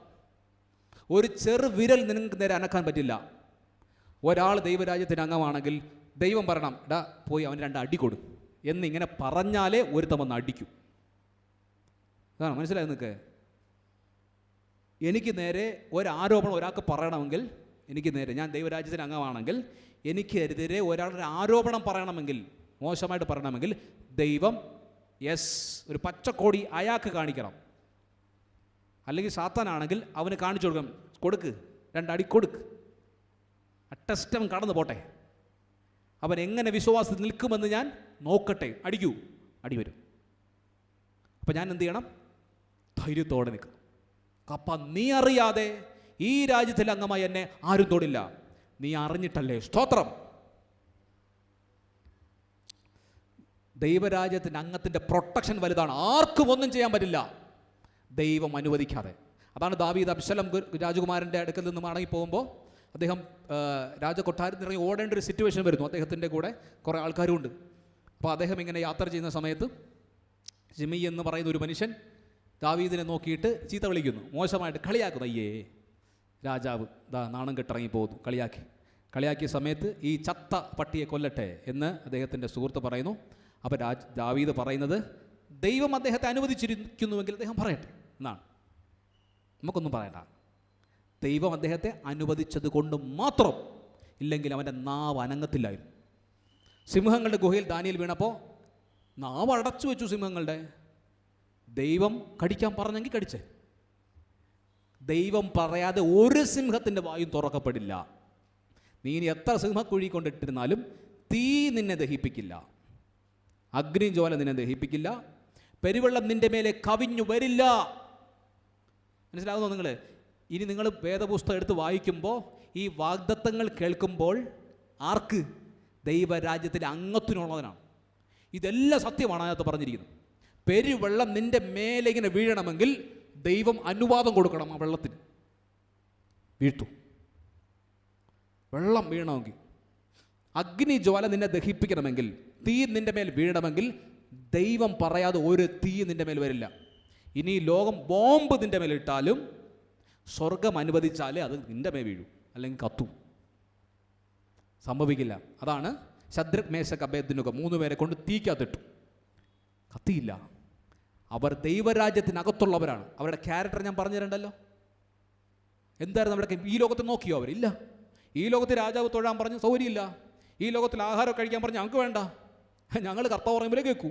കാരണം ആ രാജ്യത്തിൻ്റെ റൂൾസ് ആൻഡ് റെഗുലേഷൻസ് ഞങ്ങൾ അനുസരിക്കുന്നു, അത് വിട്ട് ഞങ്ങൾ മാറില്ല, ഞങ്ങൾ ആ രാജ്യത്തിൻ്റെ അംഗമാണ് എന്ന് പറഞ്ഞ് ഉറച്ചു നിന്ന ഒരു ദൈവ പൈതൽ ആ രാജ്യത്തിൻ്റെ സകല പ്രൊട്ടക്ഷനും ഉണ്ട്. ആർക്കും തോൽപ്പിക്കാൻ കഴിയില്ല, ഒന്നിനും പരാജയപ്പെടുത്താൻ കഴിയില്ല. വലിയ പ്രൊട്ടക്ഷനാണ്, വലിയ പ്രൊട്ടക്ഷൻ. ഈ ശിശുവിനെ പറ്റി ഞാൻ യൂട്യൂബിൽ പ്രസംഗിച്ചിട്ടുണ്ട്, ഞാൻ അതുകൊണ്ട് വിശദീകരിക്കുന്നില്ല. ഈ എളിയവരെ എങ്ങനെ കരുതണമെന്ന് പറഞ്ഞിട്ടൊരു സംഭവമുണ്ട്. എളിയ മക്കൾ, കർത്താവിൻ്റെ കുഞ്ഞു മക്കളെ ദൈവം പ്രൊട്ടക്റ്റ് ചെയ്യുന്നു. അത് ഈ ദൈവരാജ്യത്തിലെ അംഗത്വങ്ങൾക്കുള്ള ഒരു പ്രൊട്ടക്ഷനാണ്. ഞാനതെടുക്കുന്നില്ല കേട്ടോ. പ്രൊട്ടക്ഷൻ മനസ്സിലായ? ദൈവരാജ്യത്തെ അംഗങ്ങളുടെ വിശ്വസിക്ക്. ഈ രാജ്യത്തിന് അംഗത്വം വേണോ, അത് ഈ ലോകത്തിന് അംഗത്വം വേണോ, നിങ്ങൾ തീരുമാനിക്കണം. മനസ്സിലായോ? ഇത് ആലോചിക്കണം. പോയിരുന്നു ഞാൻ ഏത് രാജ്യത്ത് പോകണം, ഇവിടെ ഇങ്ങനെ നിന്നാലല്ലേ പറ്റൂ, ഇങ്ങനെയൊക്കെ നിന്നാലല്ലേ ഇവിടുത്തെ കാര്യങ്ങളൊക്കെ ഇത് നടക്കൂ, ഈ മോഹമൊക്കെ കിട്ടൂ, ഈ ഇഷ്ടമൊക്കെ ഇങ്ങനെ, ഈ കൺഫ്യൂഷൻ വരാം കേട്ടോ. വരട്ടെ. നിങ്ങൾ ആലോചിക്ക് പോയിരുന്നു, ഞാൻ ദൈവരാജ്യത്തിന് അംഗമായി കഴിഞ്ഞാൽ അങ്ങനെ പോകാൻ പറ്റില്ല, അങ്ങനെ നോക്കാൻ പറ്റില്ല, ഇതൊന്നും കണ്ട് ആസ്വദിക്കാൻ പറ്റത്തില്ല, അതൊക്കെ കട്ട് ചെയ്യണ്ടേ? വേണം, പലത് ഉപേക്ഷിക്കേണ്ടി വരും. അപ്പോൾ ഈ കൺഫ്യൂഷൻ നിങ്ങൾക്ക് വരും. അപ്പോൾ നിങ്ങൾ എന്ത് ചെയ്യണം? ഈ കൺഫ്യൂഷൻ എങ്ങനെ രക്ഷപ്പെടുത്താൻ നിങ്ങൾ ആലോചിക്കണം. അങ്ങനെ കൺഫ്യൂഷനെ തകർത്ത് ദൈവരാജ്യത്തെ അന്വേഷിച്ചാൽ കയറി വരണം കേട്ടോ. ഇന്ന് ഈ പ്രസംഗം കേട്ടൊന്നും നിങ്ങളാരും വരാൻ പോലില്ല, നിങ്ങൾ അതിനകത്തുള്ള അംഗങ്ങളായിരിക്കാം. ഓക്കെ, അങ്ങനെ ആയിരിക്കട്ടെ. അപ്പോൾ അല്ലെങ്കിൽ ഇങ്ങനെ നിൽക്കുന്നുവെങ്കിൽ, അപ്പുറത്തും ഇപ്പുറത്തുമായിട്ട് നിൽക്കുന്നുവെങ്കിൽ ഇതിലെന്തൊക്കെ കളയണമെന്ന് ബൈബിളിൽ നിന്ന് പഠിക്കണം. പോട്ടെ, സമയമില്ല. 4 യോഹന്നാൻ എഴുതിയ സുവിശേഷം 3:3. യോഹന്നാൻ 3-ാം അധ്യായം 3-ാം വചനം. യേശു അവനോട്, ആമേൻ ആമേൻ ഞാൻ നിന്നോട് പറയുന്നു, പുതുതായി ജനിച്ചില്ല എങ്കിൽ ദൈവരാജ്യം കാണുവാൻ ആർക്കും കഴിയുകയില്ല എന്ന് ഉത്തരം പറഞ്ഞു. ഇതാണ് സംഭവം കണ്ടോ. ഞാൻ ഇപ്പോൾ പറയുന്ന സംഭവമാണ്. അതായത് പുതുതായി ജനിക്കണം. ഈ ഓരോ പോയിൻ്റായിട്ട് ഞാൻ പറയുന്നത് നിങ്ങൾ ശ്രദ്ധിക്കുന്നുണ്ടോ? ഒന്നാമത്തെ പോയിൻ്റ് എന്താണ്? നിങ്ങളുടെ ഇടയിൽ തന്നെയുണ്ട്. റെഫറൻസ് ഞാൻ പറഞ്ഞു. രണ്ടാമത്തെ പോയിൻ്റ്, എല്ലാം നൽകുന്ന രാജ്യം കേട്ടോ. എല്ലാം പ്രൊവൈഡ് ചെയ്യും ഈ രാജ്യം. നിങ്ങൾ വിചാരിക്കില്ല ദൈവത്തിലോട്ട് വന്നു കഴിഞ്ഞാൽ പിന്നെ ഒന്നും കിട്ടില്ല. ദൈവത്തിൻ്റെ സന്നിധിയിൽ വന്ന സ്വർഗ്ഗം മാത്രമേ കേട്ടു, ഇവിടെ ഒന്നും കിട്ടത്തില്ല, ദാരിദ്ര്യം. അങ്ങനെ ഒരിക്കലും വിചാരിക്കില്ലേ. സകലതും ഞാൻ വിശദീകരിച്ചു. 3 സംരക്ഷണമുണ്ട്. ദൈവരാജ്യത്തിൻ്റെ മക്കൾക്ക് സംരക്ഷണം ഇവിടുത്തെ പട്ടാളമല്ല, സ്വർഗമാണ്, ദൂതന്മാരാണ് കാവൽ. അതിൻ്റെ എലീശയൊക്കെ പറയുന്ന സംഭവങ്ങൾക്ക് നിങ്ങൾക്ക് അറിയാമായിരിക്കും. ഭയങ്കര പ്രൊട്ടക്ഷനാണ് കേട്ടോ. 3. 4 ഞാൻ പറയുന്നു, പുതുതായി ജനിച്ചാണ് ദൈവരാജ്യത്തിലേക്ക് വരുന്നത്. ഒരു ന്യൂ ബോൺ ആണ്, ഒരു പുതുജനനമാണ്. അതായത് നമ്മൾ ഇന്നലെ വരെ, ഇപ്പം നമ്മൾ ഈ പ്രസംഗം കേട്ടുകൊണ്ടിരിക്കുമ്പോൾ പോലും നമ്മൾ ആ പുതുമയിൽ വന്നിട്ടുണ്ടാവണമെന്നില്ല. മനസ്സിലായി? നമ്മളെല്ലാവരും അങ്ങനെയാണ്. നമ്മൾ ആ പ്രോസസ്സിനകത്താണ് കേട്ടോ. അല്ല നമ്മൾ ആരും പൂർണ്ണമായോ അങ്ങനെയല്ല, നമ്മളെ പ്രോസസ്സിനകത്താണ്. കർത്താവിന് അറിയാമല്ലോ നമ്മുടെയൊക്കെ. പതുക്കെ നമ്മളങ്ങനെ എടുത്തോളും കർത്താവ്. നമ്മുടെ ഒന്നും വേണം, നമ്മളെ ഹൃദയമാണ് കേട്ടോ. അകത്തെനിക്ക് ആവണം കർത്താവ്, എനിക്ക് നിൻ്റെ രാജ്യത്തിൽ അംഗമായ മതി എന്ന് പറയുന്ന ആ സ്പോട്ടിൽ കർത്താവ് പരിഗണിക്കാൻ തുടങ്ങും. പിന്നെ നമ്മളുള്ള അഴുക്കളൊക്കെ ക്ലീൻ ചെയ്ത് കർത്താവ് നമ്മളങ്ങ് എടുക്കണം. ആ പ്രൊട്ടക്ഷൻ അപ്പോഴേ കിട്ടി തുടങ്ങും നിങ്ങൾക്ക്, ആ ആഗ്രഹം വന്ന് കഴിയുമ്പോൾ തന്നെ. അപ്പം പുതുതായി ജനിക്കണമെന്നാണ്. പുതിയതായി ജനിക്കണമെന്ന് പറയുമ്പോൾ നിങ്ങൾ ഇന്നലെ വരെ കൊണ്ട് നടന്ന ഈ ലോകത്തിൻ്റെ ഒരുപാട് മോഹങ്ങൾ, ഇഷ്ടങ്ങൾ, ആഗ്രഹങ്ങൾ, പ്രലോഭനം ഇത് കളയേണ്ടി വരും. ഇതെന്നല്ല, എല്ലാ സംഗതികളും ചപ്പും ചവറുമെന്നെണ്ണുന്നു എന്നാവണം. പുതുതായി ജനിക്കേ പറ്റും. ഇതാണ് ഞാൻ പറഞ്ഞത്, ദൈവരാജ്യത്തിൻ്റെ അംഗത്വം നമ്മുടെ ലോകപ്രകാരമായി ലോകത്തിൻ്റെ കണ്ണിലൂടെ നോക്കിയാൽ പ്രയാസമെന്ന് തോന്നും. എപ്പോഴും സിനിമ കണ്ടുകൊണ്ടിരിക്കാനാണ് ആഗ്രഹം. എപ്പോഴും ചിരിച്ച് കളിച്ച് ആസ്വദിച്ച് ഇങ്ങനെ ഇരിക്കാനാണ് ഇഷ്ടം. അയാൾ ദൈവരാജ്യത്തിൻ്റെ അംഗത്വത്തിലെത്താൻ പ്രയാസം. കാരണം എന്താണ്? ഈ അഡിക്ഷൻ കിടക്കുകയാണ്. ഈ അഡിക്ഷൻ, ഈ ലോകത്തിൻ്റെ ഈ മോഹത്തിലുള്ളൊരു അഡിക്ഷൻ കിടക്കുമ്പോൾ അയാൾ പുതിയ ജന്മത്തിലേക്ക് വരണമെങ്കിൽ അയാളുടെ ദാഹം എങ്ങോട്ടേക്ക് പോകണം? മുമ്പേ അവൻ്റെ രാജ്യവും നീതിയും അന്വേഷിപ്പിൻ കണ്ടെത്തും, മുട്ടുവിൻ തുറക്കും. എവിടെ പോയി അന്വേഷിക്കണം? ടി വിയിലല്ല, മൊബൈൽ ഫോണിലല്ല, ബൈബിളിൽ. ദൈവരാജ്യത്തിൻ്റെ അംഗത്വം എങ്ങനെയാണ്? ഞാൻ എങ്ങനെ ജീവിക്കണം, ഞാൻ എങ്ങനെ സംസാരിക്കണം, ഞാൻ എങ്ങനെ നോക്കണം, ഞാൻ എങ്ങനെ പെരുമാറണം, അയ്യോ എൻ്റെ റൂൾസ് എന്താണ്, അയ്യോ അത് തെറ്റല്ലേ, അങ്ങനെ പറഞ്ഞാൽ തെറ്റല്ലേ, എങ്ങനെ നോക്കാൻ പാടില്ലല്ലോ, അങ്ങനെ പറയാൻ പാടില്ലല്ലോ, ഓ കർത്താവേ ക്ഷമിക്കണേ. മനസ്സിലായോ? ഫുൾ ടൈം അന്വേഷിപ്പിൻ. അയ്യോ തെറ്റ് പറ്റിയല്ലോ കർത്താവേ, ക്ഷമിക്കണേ കർത്താവേ. അപ്പോൾ ആ തെറ്റ് എന്തൊക്കെയാണ്? അപ്പോൾ ബൈബിൾ പരതി പഠിക്കുകയാണ്, വചനം കേട്ട് പഠിക്കാൻ. ദൈവരാജ്യത്തിൻ്റെ അംഗമാവണം. ഫുൾ ടൈം ഇതിനുള്ള ദാഹം. സിനിമ കാണാൻ സമയമില്ലെന്ന് സത്യമായിട്ട് കിട്ടത്തില്ല, സമയം കിട്ടത്തില്ല. യഥാർത്ഥത്തിലൊരു ദൈവ പൈതലിന് സിനിമ കാണാൻ സമയം കിട്ടില്ല, സത്യമായിട്ടും കിട്ടില്ല. അയാളുടെ മൈൻഡ് സെറ്റ് അതിനകത്ത് പോകത്തില്ല. കാരണം അതിനകത്ത് മൈൻഡ് സെറ്റ് പോയി കഴിഞ്ഞാൽ നമ്മുടെ ജഡം ആക്റ്റീവാകും പെട്ടെന്ന്. ഈ ലോകത്തിൻ്റെ കാഴ്ചകളിലേക്ക് മോഹം അങ്ങ് പോവും. അതെൻ്റെ കുഴപ്പം. ഈ ലോകത്തിൻ്റെ മോഹങ്ങളിലേക്ക് പോകും പെട്ടെന്ന്. ഡ്രസ്സിങ് ഇഷ്ടപ്പെടും നമ്മൾ, സൗന്ദര്യങ്ങൾ പെട്ടെന്ന് ആസ്വദിക്കാനായിട്ട് നമ്മൾ ശ്രമിക്കും. അതിനകത്തുള്ള വാക്കുകൾ നമ്മുടെ ചെവിക്കകത്തേക്ക് വരാൻ തുടങ്ങും. ഈ ലോകമാണ് കംപ്ലീറ്റ് അതിനകത്ത്, ശരിയല്ലേ? കംപ്ലീറ്റ് ഈ ലോകം പൈശാചിക ലോകവുമാണ്, അല്ലാതെ ദൈവരാജ്യമൊന്നും അതിനകത്തില്ല. അപ്പോൾ ദൈവരാജ്യത്തിൻ്റെ ഒരു സാധനവും ഇല്ലാത്ത 2.5 മണിക്കൂറുള്ളൊരു സാധനം നമ്മൾ കണ്ടു കഴിയുമ്പോൾ എന്തെല്ലാം ലൗകികത കയറുമെന്ന് നിങ്ങൾ മനസ്സിലാക്കണം. അപ്പോൾ അങ്ങനെ പറ്റില്ല. അപ്പോൾ നമ്മൾ എന്ത് ചെയ്യുന്നു? ഈ ലൗകികതയിലേക്ക് പോകുന്ന ഈ സംഭവത്തെ നമ്മളതിന് തിരസ്കരിക്കുന്നു. സിനിമ ഉണ്ട്, പാപമാണോ, നരകത്തിൽ പോകുമോ, അങ്ങനെ ഞാൻ ചോദിക്കല്ലേ. പക്ഷേ ഈ സംഭവത്തിൻ്റെ ഒരു അർത്ഥം നിങ്ങൾ മനസ്സിലാക്കി ഞാൻ വിശ്വസിക്കുന്നു. നമ്മളിതേ ചപ്പും ചവറുമായിട്ട് എണ്ണുന്നു. പിന്നെ എനിക്കിത് മതി, ദാഹം ഇവിടെ വരണം. മറ്റത് നിങ്ങൾ എപ്പോഴും ശ്രദ്ധിച്ചു, നമുക്കൊരു മോഹം എവിടെ കിടക്കുന്നോ അത് അടിമത്തമാണ്.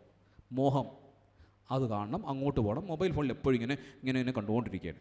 അത് മോഹമാണ്, ലോകത്തിൻ്റെ മോഹമാണ്. ആ മോഹം നിനക്ക് പുതുജനനം ഇല്ലെന്നാണ് അർത്ഥം. പുതുതായി ജനിക്കുന്നവന് ഈ മോഹമെല്ലാം പോയി ന്യൂ ബോൺ, ഒരു പുതുതായി ക്രിസ്തുവിലായാൽ അവൻ പുതിയ സൃഷ്ടി. പഴയതെല്ലാം കഴിഞ്ഞു. പുതിയതാളായി, പുതിയ ആൾ, പുതിയ ചിന്തകൾ, പുതിയ സംസാരങ്ങൾ, പുതിയ പെരുമാറ്റങ്ങൾ. എന്തെല്ലാം പെരുമാറ്റങ്ങൾ! നമ്മുടെ സ്നേഹം, സന്തോഷം, സമാധാനം, ദീർഘക്ഷമ, ദയ, വിശ്വസ്തത, സൗമ്യത, ഇന്ദ്രിയ, ഇങ്ങനെ ആത്മാവിൻ്റെ ഫലങ്ങൾ കൊണ്ട് ആ മനുഷ്യനിങ്ങനെ പുതിയ ആളായി മാറും. സിറ്റിസൺഷിപ്പ്, മനസ്സിലാവുന്നു? സിറ്റിസൺഷിപ്പ്, ദൈവരാജ്യത്തിൻ്റെ സിറ്റിസൺ ആൾ മാറും. അയാൾ ഇന്നലെ വരെ എങ്ങനെയായിരുന്നു, പിറ്റേ ദിവസം ആകുമ്പോൾ ആളങ്ങ് മാറും.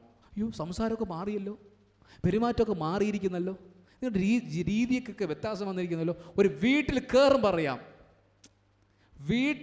പറയാം മാറിയിരിക്കുന്നു. ദൈവരാജ്യത്തിന് ഒരു വീടെങ്ങനെ ഇരിക്കുന്ന വ്യവസ്ഥയുണ്ട്, എനിക്ക് പറയാൻ സമയമില്ല. ദൈവരാജ്യത്തിൻ്റെ മക്കളുടെ വീടെങ്ങനെ, അവരുടെ വസ്ത്രധാരണം എങ്ങനെ, അവരുടെ നോട്ടം എങ്ങനെ, അവരുടെ സംസാരങ്ങൾ എങ്ങനെ, മനസ്സിലായി? ഇതെല്ലാം ദൈവരാജ്യത്തിന് അംഗത്വത്തിന് കുറേ കാര്യങ്ങളുണ്ട്. അതാണ് ഞാൻ റൂൾസ് റെഗുലേഷൻസ് ആര് പറയുന്നതാണ്?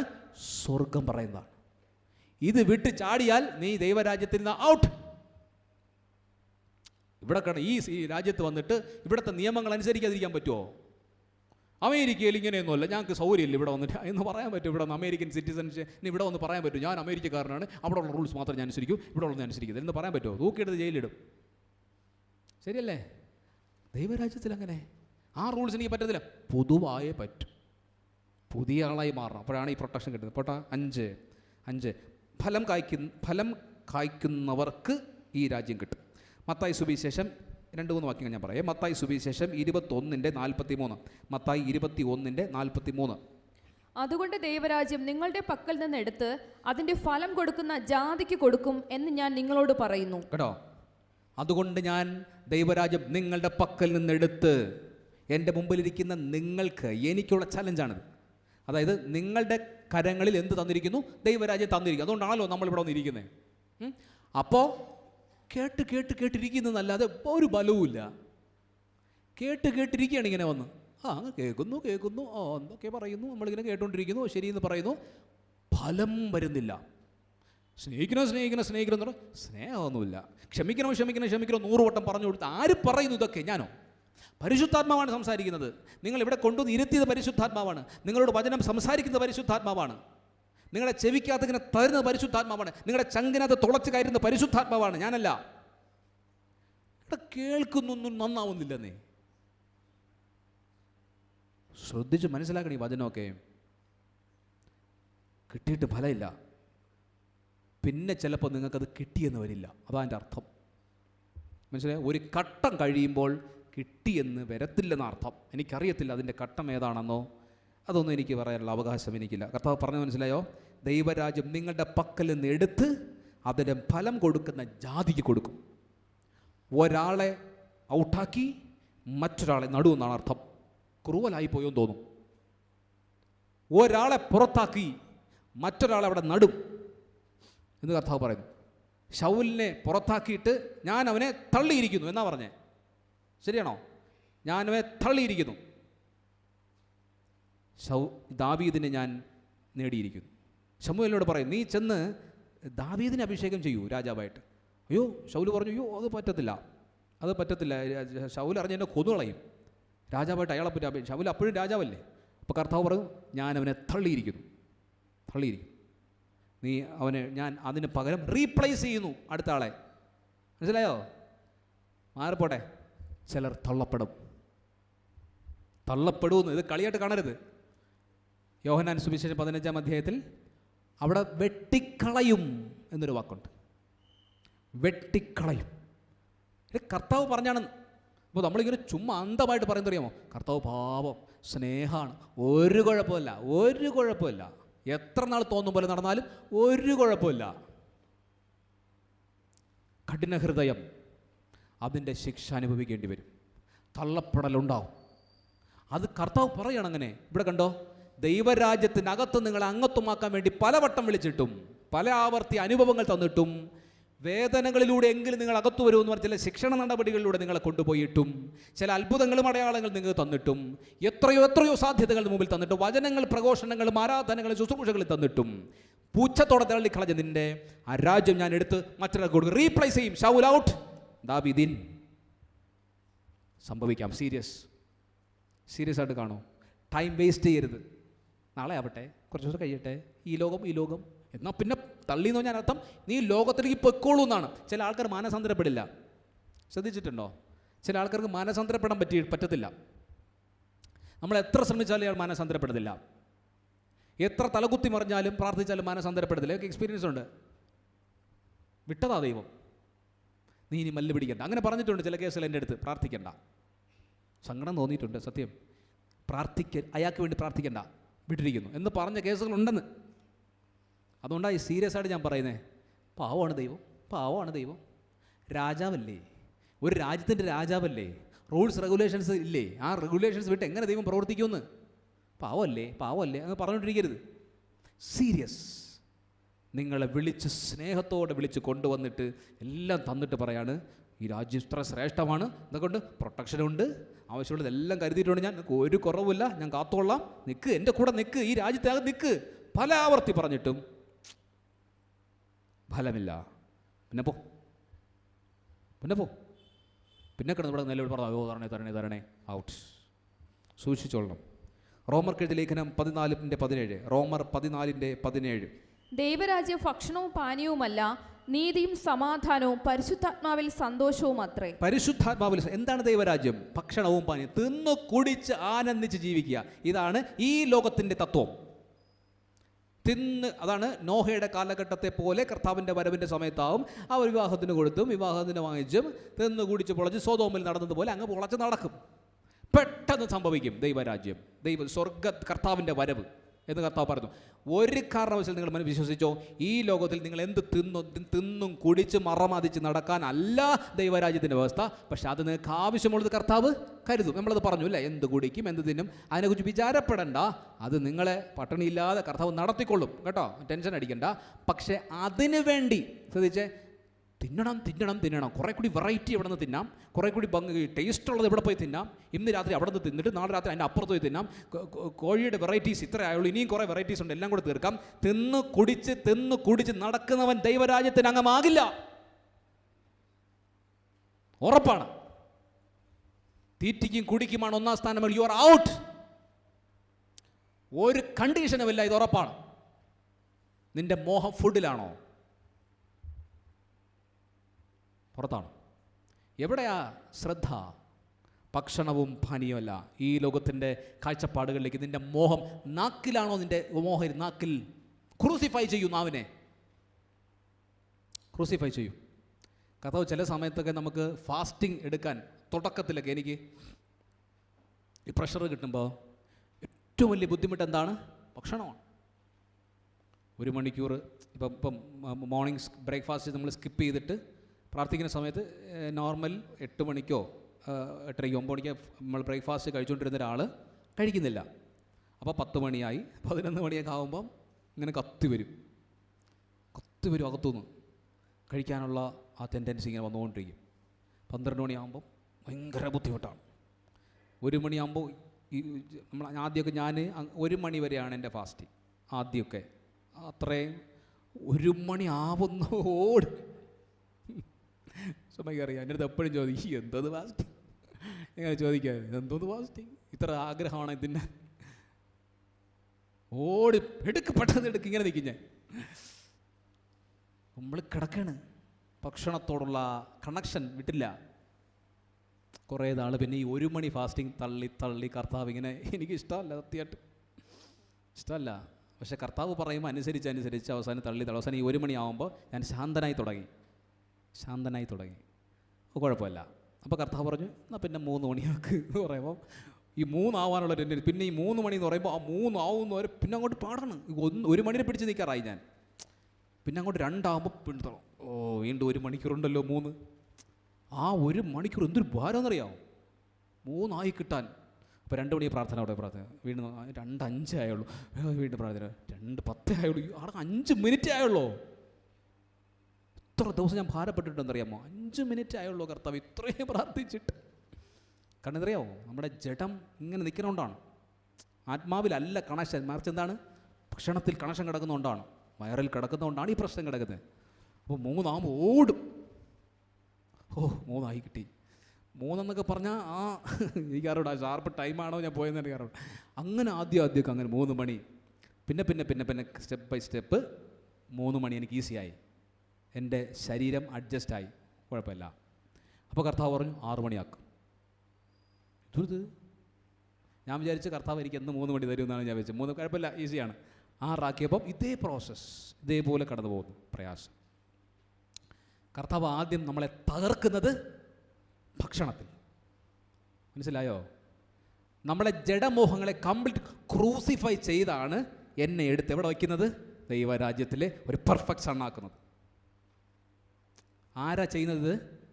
ദൈവം. അതാണ് ഞാൻ നേരത്തെ നിങ്ങൾ വരാൻ മനസ്സുണ്ടോ? ഈ വിളി കേട്ടിട്ടേ വരാൻ മനസ്സുണ്ടോയെന്ന്. കർത്താവ് എനിക്കും അങ്ങയുടെ രാജ്യത്തിൽ അംഗമായാൽ മതി കർത്താവ്, എന്നെ സഹായിക്കൂ. എനിക്കിതിരി ഭക്ഷണ മോഹമൊക്കെ ഉണ്ട്, എനിക്കിത് ജടിക മോഹമൊക്കെ ഉണ്ട്, എനിക്കതൊക്കെ ഇങ്ങനെ ഉണ്ട് കർത്താവേ. എന്നെ വിശുദ്ധീകരിക്കൂ, സഹായിക്കൂ. ഇതാണ് എൻ്റെയും പ്രാർത്ഥന. ഇത്രേ ഉള്ളൂ. കർത്താവ് എനിക്ക് അങ്ങനെ കുഴപ്പങ്ങളെല്ലാം ഉണ്ട്, എന്നെ സഹായിക്കൂ. എനിക്ക് പറ്റുന്നില്ല, എനിക്ക് പിടിച്ചു നിൽക്കാൻ പറ്റുന്നില്ല. സഹായിക്കൂ. അങ്ങനെ കർത്താവ് സഹായിക്കുന്നതാണ്. എങ്ങനെ? എന്നാൽ പിന്നെ നീ ഫാസ്റ്റ് എടുത്തു. ഇങ്ങനെയാണ് കർത്താവ് സഹായിക്കുന്നത്. അപ്പോൾ നമ്മൾ അനുസരിക്കണം. നിങ്ങളുടെ മേൽ ഇത് ഇടുത്തി പോലൊരു പ്രശ്നം വരുന്നു. അപ്പോൾ നിങ്ങൾ പ്രാർത്ഥിക്കുന്നു. അപ്പോൾ ചിലപ്പോൾ നിങ്ങൾ എൻ്റെ അടുത്ത് പ്രാർത്ഥിക്കാൻ പറയുന്നു. അപ്പോൾ ഞാൻ പ്രാർത്ഥിക്കും, കർത്താവ് ദൂത് തരുന്നു. അവരോട് 3 മണിക്കൂർ ഇരുന്ന് പ്രാർത്ഥിക്കാൻ പറ. അപ്പോൾ നിങ്ങളിവിടെ 10 മിനിറ്റ് പ്രാർത്ഥിക്കുന്ന ആളാണ്. അപ്പോൾ 3 മണിക്കൂർ, അച്ഛൻ 3 മണിക്കൂർ പറഞ്ഞു. ഒരു നിവൃത്തിയില്ല. എന്തോന്ന്? കാരണം പ്രശ്ന സങ്കീർണമാണ്, വീട് തകർന്നു കിടക്കുകയാണ്. അപ്പോൾ അപ്പോഴാണ് പറയണത് 7 ദിവസം 3 മണിക്കൂർ വെച്ച് പ്രാർത്ഥിക്കും. 5 മിനിറ്റ് പ്രാർത്ഥിക്കുന്ന ഒരാൾ 3 മണിക്കൂർ, അയാൾക്ക് ഭയങ്കര മലയാണത്. കളിയല്ലത്, തമാശയല്ല, ഭയങ്കരമാണ്, ഭീകരമാണ്. 3 മണിക്കൂർ പ്രാർത്ഥിക്കുന്നവർക്ക് എളുപ്പമായിരിക്കാം. പക്ഷെ 5-10 മിനിറ്റ് പ്രാർത്ഥിച്ചുകൊണ്ടിരുന്ന ആൾ 3 മണിക്കൂർ എന്ന് പറയുന്നത് ഭയങ്കര ടെസ്റ്റാണ്. കർത്താവ് അയാൾ എന്ത് ചെയ്യുന്നു? മോൾഡ് ചെയ്യുന്നു. കാരണം അയാളുടെ ആഗ്രഹം എന്താണ്? ദൈവരാജ്യത്ത് അംഗമാവണം. പക്ഷെ ഇപ്പോൾ ആയിട്ടുണ്ടോ? പൂർണ്ണമായിട്ടില്ല. അപ്പോഴാണ് ഒരു പ്രശ്നം വന്നത്. കർത്താവ് പറഞ്ഞിട്ടാണ് അല്ലോ, നിങ്ങൾ എന്നാണോ ദൈവരാജ്യത്തിൽ അംഗമാണോ ആഗ്രഹിക്കുന്നത്, അന്നു മുതൽ നിങ്ങളുടെ ലൈഫിലെ ഓരോ ഇൻസിഡൻറ്റും ദൈവം അറിഞ്ഞിട്ട് തന്നെയാണ്. മനസ്സിലായോ? ദൈവം അറിയാതെ ഒരു ചെറുവിര നിനക്ക് തരാനെങ്കില്ല. അങ്ങനെ വരുമ്പോൾ കർത്താവിനറിയാം. മോൾഡ് ചെയ്ത് നിങ്ങൾ പ്രാർത്ഥനയ്ക്ക് ഇരുന്ന് 3 മണിക്കൂർ ഇരുന്ന്, 4 മണിക്കൂർ ഇരുന്ന്, 5 മണിക്കൂർ ഇരുന്ന്, ഒരു ഫാസ്റ്റിംഗ് എടുത്ത് ഇങ്ങനെ മാറി ഭക്ഷണത്തോടുള്ള കൊതി മാറി, മനസ്സിലായോ? ടി വിയോടുള്ള കൊതി മാറി, മൊബൈൽ ഫോണിൽ കൊതി മാറി. കർത്താവിനോട് ഒരിക്കൽ പറഞ്ഞു, ഞാൻ യൂട്യൂബിൽ അങ്ങനെ വീഡിയോസൊന്നും അമിതമായി കാണുന്ന ഒരാൾ കർത്താവിൻ്റെ മുമ്പിൽ വന്നതിന് ശേഷം അങ്ങനെയല്ല. പക്ഷേ എങ്കിലും ചില സമയം ഞാൻ പ്രസംഗം കേട്ടുകൊണ്ടിരിക്കും. തൊട്ടടുത്ത് വരണ എന്തെങ്കിലും കണ്ടിട്ട് ചിലപ്പോൾ തെറ്റല്ലാത്ത സംഭവങ്ങൾ ഞാൻ കാണും. പക്ഷേ എൻ്റെ ടൈം കുറേ പോകുന്നുണ്ട്. കർത്താവ് എന്നോട് പറഞ്ഞു, നീ 7 ദിവസത്തേക്ക് യൂട്യൂബ് കംപ്ലീറ്റ് ബാൻ ചെയ്യാൻ പറഞ്ഞു. തുടരുതെന്ന് പറഞ്ഞു, ഒട്ടും തൊടാൻ പാടില്ല എന്ന് പറഞ്ഞു. ശരി കർത്താവേ. പക്ഷേ എൻ്റെ ആഗ്രഹം എന്താണ്? ദൈവരാജ്യത്തിൽ അംഗമായി മാറുന്നതാണ്. പക്ഷേ എങ്കിൽ എനിക്ക് എന്തുകൊണ്ട് ഇങ്ങനെയുള്ള ചെറിയ തെറ്റല്ലാത്ത ചില ശീലങ്ങളുണ്ട്. അപ്പോൾ ഞാൻ തെറ്റല്ല നമ്മൾ വിശ്വസിച്ചില്ല. ഇപ്പം കർത്താവിൻ്റെ രാജ്യത്തിലെത്താൻ കർത്താവിനെ കൊണ്ടുപോകുന്ന വഴിയാണ് ഞാൻ പറഞ്ഞിരുന്നത്. 7 ദിവസം തൊടരുത്. ഓക്കെ, 7 ദിവസം കഴിയുമ്പോൾ തൊടാമല്ലോ. തൊടാം. അപ്പോൾ 7 ദിവസം തൊട്ടില്ല. 7 ദിവസം കഴിഞ്ഞ് 8-ാം ദിവസം തൊടാം എന്ന് വിചാരിക്കുന്ന സമയത്ത് കർത്താവ് രാവിലെ വീണ്ടും പറഞ്ഞു, അടുത്ത 7 ദിവസം തുടരട്ടെ. വീണ്ടും 7 ദിവസം തുടരുന്നു. സീരിയസ്ലി ഞാൻ പറയുന്നു. അടുത്ത 7 ഞാൻ വിചാരിച്ച് അടുത്ത 7 കഴിയുമ്പോൾ പിന്നെ തൊടാമല്ലോ. 7-ലുള്ള പ്രശ്നം. അടുത്ത 7 ദിവസം വീണ്ടും കർത്താവ് പറഞ്ഞു, നെക്സ്റ്റ് 7-ലേക്ക് പോട്ടെ. സത്യത്തിൽ ഫാസ്റ്റിംഗ് ആണ് ഈ പോകുന്നത്. ഈ യൂട്യൂബ് മാത്രമല്ല, എനിക്ക് ഫുൾ ഫാസ്റ്റിംഗ് പോവുകയാണ്. ഫുൾ ഫാസ്റ്റിംഗ് മീൻസ് ഞാൻ ഒന്നും കഴിക്കാതെ 7 പോയല്ല, ഞാൻ ഒരു നേരം ഭക്ഷണം കഴിക്കും. അപ്പോൾ അങ്ങനെ 7 ദിവസമായി, അടുത്ത 7 ദിവസമായി, അപ്പം 14 ദിവസമായി. വീണ്ടും കർത്താവ് ഞാൻ 14 ആകുമ്പോൾ ശരിയാവുമെന്ന് വിചാരിക്കുന്നു. അപ്പോൾ എനിക്ക് മൊബൈൽ എടുക്കാം, യൂട്യൂബ് തൊടാം എന്ന് വിചാരിക്കുന്നു. അപ്പോൾ വീണ്ടും കർത്താവ് പറഞ്ഞു നെക്സ്റ്റ് 7. അപ്പോൾ എത്ര? 21 അപ്പോൾ എന്തായാലും കർത്താവ് എനിക്കറിയാം, എനിക്ക് 21 കഴിഞ്ഞാൽ പിന്നെ കർത്താവ് തള്ളത്തില്ല. കാരണം 21 പറഞ്ഞൊരു പ്രത്യേക ഒരു പിന്നെ ഫാസ്റ്റിംഗ് ഡേറ്റിൻ്റെ ഒരു എൻഡാണല്ലോ, 21 days. അപ്പോൾ ഞാൻ 21 എത്തി. കർത്താവ് വീണ്ടും പറഞ്ഞു, വീണ്ടും തുടരും 7 ദിവസം എന്ന് പറഞ്ഞു. അപ്പോൾ നമ്മൾ 28 എത്തി. എന്നിട്ട് കർത്താവ് പറഞ്ഞു, മതി, കുഴപ്പമില്ല. അപ്പോൾ ഞാൻ നോക്കിയ സമയത്ത് ഈ സൺഡേ എല്ലാം ചേർത്ത് 31 ദിവസം കഴിഞ്ഞു. ഫാസ്റ്റിങ്ങും പ്രയറും ഒക്കെ ആയിട്ട് യൂട്യൂബ് തൊടാം. സത്യം തുറന്ന് പറയാല്ല, എനിക്ക് തൊടണമെന്നേയില്ല. ഇന്ന് ഞാൻ അങ്ങനെയാണ്. എനിക്ക് യൂട്യൂബ് തൊടണമെന്നേയില്ല. ആദ്യത്തെ 7 കഴിഞ്ഞപ്പം 7 കഴിയുമ്പോൾ തൊടാം, 14 കഴിയുമ്പോൾ തൊടാം, 21 കഴിഞ്ഞപ്പോഴും തൊടാം. അപ്പം കർത്താവ് നന്നായിട്ടില്ലടാ, പോടാ, തൊടര്. മനസ്സിലായോ? 30 ആയപ്പോൾ പറഞ്ഞു തൊട്, വേണ്ട. മനസ്സിലായോ? നീ എന്നാണോ ദൈവരാജ്യത്തിൽ അംഗമായി മാറുന്നത്, അന്നുവരെ നിനക്ക് ആഗ്രഹമുണ്ടെങ്കിൽ കൊണ്ടുപോയിക്കൊണ്ടേയിരിക്കും ഈ ശോധന. എന്തേ ശോധന മാറുന്നില്ല? എന്തുകൊണ്ട് പ്രതിസന്ധികൾ മാറുന്നില്ല? നിന്നെ സ്നേഹിക്കുന്നു. എന്തിന്? ദൈവരാജ്യത്തിനകത്താക്കാൻ. നിങ്ങൾക്ക് വേണമെങ്കിൽ 5 ദിവസത്തിലാവാം, 7 ദിവസത്തിലാവാം, 10 ദിവസത്തിലാവാം, 1 മാസത്തിലാവാം, 1 വർഷത്തിലും 10 വർഷത്തിൽ കഴിയാവാം, 15 വർഷം എടുക്കാം, 20 വർഷം. നിന്നെ ദൈവം സ്നേഹിക്കുന്നുവെങ്കിൽ, ആ രാജ്യത്തിനകത്ത് എത്തിക്കണമെന്ന് അത്രയും ദാഹം ഉണ്ടെങ്കിൽ കർത്താവ് നിങ്ങളിങ്ങനെ മോൾഡ് ചെയ്തുകൊണ്ടേയിരിക്കും. പ്രിയരെ, നിങ്ങളുടെ പ്രാർത്ഥന ഒന്ന് വച്ചൊന്നും അളന്ന് വയ്ക്കരുത്. എൻ്റെ ലൈഫ് ഇത് ഞാൻ പറയാണ്. ഇന്നും കർത്താവ് എന്നെ മോൾഡ് ചെയ്യുന്നു. ഇന്നും ഞാൻ പൂർണ്ണനല്ലാത്തതുകൊണ്ട് കർത്താവ് ഓരോ ദിവസം പറയും, നീ ഇന്നത് ചെയ്യുക. എത്രയോ ഫാസ്റ്റിംഗ് ഞാൻ കടന്നു പോകുന്നത് അറിയാമോ? അത് എന്നെ വിശുദ്ധീകരിക്കുന്നതാണ് ദൈവം, അല്ലാതെ എന്തോ വലിയ ആനക്കാര്യം ചെയ്യുന്നതല്ല. എൻ്റെ കുറവുകൾ കൊണ്ടാണ് കർത്താവ് അങ്ങനെ തരുന്നത്. വഴി നടത്തും. ഒരുപാട് എക്സാമ്പിൾ പറഞ്ഞാൽ ഒത്തിരി പറയേണ്ടി വരും. മനസ്സിലായത് നിങ്ങൾക്ക്? ഭക്ഷണവും പാനീയമല്ല, പരിശുദ്ധാത്മാവിൽ ആനന്ദമാണ്. അപ്പോൾ ആ പരിശുദ്ധാത്മ നമ്മുടെ മേൽ വരുമ്പോഴാണ് നമ്മൾ ഈ പ്രലോഭനം വിട്ടുമാറുന്നത്. ഞാൻ യൂട്യൂബ് പറഞ്ഞില്ലേ, പരിശുദ്ധാത്മാവ് എന്നിൽ വരുമ്പോൾ എനിക്ക് പരിശുദ്ധാത്മാവിൽ ആനന്ദം വരും. 30 ദിവസം ദൈവസന്നിധിയിൽ യൂട്യൂബ് തൊടാതെ ഫാസ്റ്റിങ്ങോടെ ദൈവസന്നിധി ഇരുന്ന് വന്നപ്പോൾ പരിശുദ്ധാത്മാവ് എന്നുള്ളിൽ ആനന്ദിക്കാൻ തുടങ്ങിയപ്പോൾ ഇത് തൊട്ടുള്ള ആനന്ദത്തോട് എനിക്കൊരു വെറുപ്പ് വന്നു. മനസ്സിലായോ? ഇതിൻ്റെ തൊട്ടുള്ള ആനന്ദമല്ല, ഹല്ലേലൂയ സ്തോത്രം കർത്താവേ, ഇങ്ങനെ ഇരിക്കാനൊരു ആനന്ദം എൻ്റെ ഉള്ളിലേക്ക് വരും. പരിശുദ്ധാത്മാവിൽ ആനന്ദം വരാൻ തുടങ്ങി. ആ സാധനം എന്നിൽ നിന്ന് പോയി. മർക്കോസ് സുവിശേഷം 1:15. മർക്കോസ് 1:15. കാലം തികഞ്ഞു, ദൈവരാജ്യം സമീപിച്ചിരിക്കുന്നു, മാനസാന്തരപ്പെട്ട് സുവിശേഷത്തിൽ വിശ്വസിപ്പിൻ എന്ന് പറഞ്ഞു. ദൈവരാജ്യം സമീപിച്ചിരിക്കുന്നു. നിങ്ങളുടെ അടുക്കൽ ദൈവരാജ്യമുണ്ട്, നിങ്ങളുടെ അടുക്കലുണ്ട്. നിങ്ങൾ എന്താ ചെയ്യേണ്ടത്? മാനസാന്തരപ്പെടുക. എവിടെയാണോ ചേഞ്ചസ് വരുത്തേണ്ടത് അതെല്ലാം ചേഞ്ചസ് വരുത്തി മനം തിരിഞ്ഞു വരിക, യേശുവിൽ പൂർണ്ണമായി വരിക. വിശദീകരിക്കുന്നില്ല. മർക്കോസ് 10:25. മർക്കോസ് 10:25. ധനവാൻ ദൈവരാജ്യത്തിൽ കടക്കുന്നതിനേക്കാൾ ഒട്ടകം സൂചിക്കുഴയുടെ കടക്കുന്നത് എളുപ്പം എന്ന് ഉത്തരം പറഞ്ഞു. ധനവാൻ എന്ന് പറഞ്ഞാൽ പണമുള്ള ആളെല്ലാം സ്വർഗത്തിൽ പോകത്തില്ലെന്ന അർത്ഥത്തിലല്ല ഇന്ന് രാവിലെ ഞാൻ ഇവിടെ പ്രസംഗിക്കാറ്. അങ്ങനല്ല, ചിന്തിക്കരുത്. അങ്ങനെ ഒരിക്കലുമല്ല. സർവ്വസമ്പന്നരായിരുന്നു അബ്രഹാം, മഹാധനവാനായിരുന്നു അബ്രഹാം, ഇസാക്ക്, യാക്കോബ് എല്ലാം. ദൈവത്തിൻ്റെ മക്കളെ സമൃദ്ധമായി കർത്താവ് അനുഗ്രഹിക്കുന്നു. ഞാൻ ഒരിക്കലും അങ്ങനെ ചിന്തിച്ചിരുന്നു. ഞാൻ വലിയ സമ്പന്ന കുടുംബത്തിലുള്ള ഒരാളല്ല. അപ്പോൾ നമ്മുടെ ഒരു അണ്ടർസ്റ്റാൻഡിങ്, തിയോളജിക്കൽ അണ്ടർസ്റ്റാൻഡിങ് എന്ന് പറയുന്നതാണെന്ന് അറിയാമോ? ദരിദ്രത്തിൽ കിടക്കുമ്പോൾ നമ്മൾ പ്രാർത്ഥിച്ചുകൊണ്ടിരുന്ന സ്വർഗത്തിൽ പോകും. ഇത് ഇങ്ങനൊരു ചിന്താഗതിയാണ്, തെറ്റായൊരു ചിന്താഗതിയാണ്. തെറ്റായ ചിന്താഗതിന് കർത്താവ് എനിക്ക് മിഷൻ പ്രവർത്തനങ്ങളുമായി വന്ന സമയത്ത് വലിയൊരു ബോധ്യം എനിക്ക് തന്നതാണ്. എടാ, സമ്പത്തില്ലാത്ത സുഹൃത്തുക്കളാണ് ദൈവമക്കളാണ് നിൻ്റെ കൂടെ ഉള്ളെങ്കിൽ നിനക്ക് സുവിശേഷ വേല ചെയ്യാൻ പറ്റില്ല. നമ്മളിപ്പോൾ ഒരു മിഷൻ ഫീൽഡിൽ പോകുമ്പോൾ എനിക്ക് എത്ര ചിലവാണെന്ന് അറിയാമോ? 3 ലക്ഷം 4 ലക്ഷം രൂപയാണ് ചിലപ്പോൾ നമ്മൾ ചിലവാകുന്നത്. വലിയ വലിയ മീറ്റിംഗ്സ് നമ്മൾ സംഘടിപ്പിക്കുന്ന സമയത്ത് അവിടെയുള്ള ആൾക്കാർ ഭക്ഷണം കൊടുത്ത് എൻ്റെ ഇവിടെ വന്നിട്ടുള്ളൊരു വിടിരിപ്പുണ്ട്. ലക്ഷങ്ങളാണ്. ആര് തരും? എൻ്റെ ഇല്ലെന്ന്.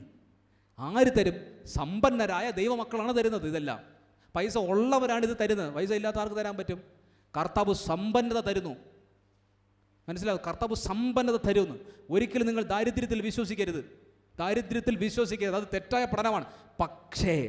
പക്ഷേ നിൻ്റെ ശ്രദ്ധ അതിനകത്ത് പോയാൽ, നിൻ്റെ ആഗ്രഹം, മോഹം എപ്പോഴും പണം ഉണ്ടാക്കണമെന്നായാൽ, പൈസ ഉണ്ടാക്കുന്ന ചിന്തയിലേക്ക് വന്നാൽ നിങ്ങൾ ദൈവരാജ്യത്തിൽ നിന്ന് പുറത്താണെന്നുള്ളതിന് 100% ഉറപ്പാണ്. ഇവിടെയാണ് ഒരു ക്രൈസിസ് നിൽക്കുന്നത്.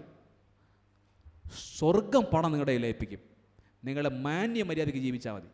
മാന്യമര്യാദയ്ക്ക് ദൈവരാജ്യത്തിൻ്റെ അംഗമായി നിന്ന് കൊടുത്താൽ നിങ്ങളുടെ കയ്യിൽ വരേണ്ടത്, ഒരാൾക്ക് ഇത്ര കോടിയുടെ ആസ്തി വരുത്തണമെന്ന് ദൈവത്തിനുണ്ടെങ്കിൽ അവർ വന്നിരിക്കും. വേറൊരാൾക്ക് ഇത്രയെന്ന് പറഞ്ഞാൽ അത് മതി, അല്ലലില്ലാതെ നടക്കുകയും ചെയ്യും. നിങ്ങളെ കർത്താവ് യൂസ് ചെയ്യുകയും ചെയ്യും. ഒരു സംശയമില്ല. നിങ്ങളുടെ പണം അനേകർക്ക് പ്രയോജനമാക്കി മാറ്റും ദൈവം. പൈസ ഒരു സാക്ഷ്യമായി മാറണം, അല്ലാതെ പണത്തിനകത്താവരുത് നിങ്ങൾ. പണം വന്നാലും ഇല്ലേലും എനിക്ക് ദൈവം മതി എന്ന് പറയുന്നവൻ്റെ ഉള്ളിൽ പണം വരും. പക്ഷെ ശ്രദ്ധ പൈസയിൽ പോയാൽ നിങ്ങൾ ഒട്ടകം സൂചിക്കുഴി കയറിയാൽ പോലും കയറത്തില്ല. അയാൾ സീരിയസ് ആണ്. പണം എന്ന സാധനം വന്നാൽ പ്രശ്നമാവും എന്നാണ് പറഞ്ഞത്. സൂക്ഷിച്ചോ.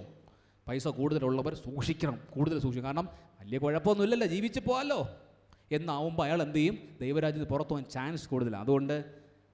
അതുകൊണ്ടാണ് ഈ ഇല്ലാതിരിക്കുന്നത് നല്ലതെന്ന് പലപ്പോഴും നമ്മൾ പറയുന്നത്. അങ്ങനല്ല കേട്ടോ, ധാരാളമായി വരട്ടെ. പക്ഷേ നിങ്ങളുടെ ശ്രദ്ധ പണത്തിൽ പോകാതിരിക്കട്ടെ. 1 കൊരിന്ത്യർ 6:9-10. 1 കൊരിന്ത്യർ 6:9-10.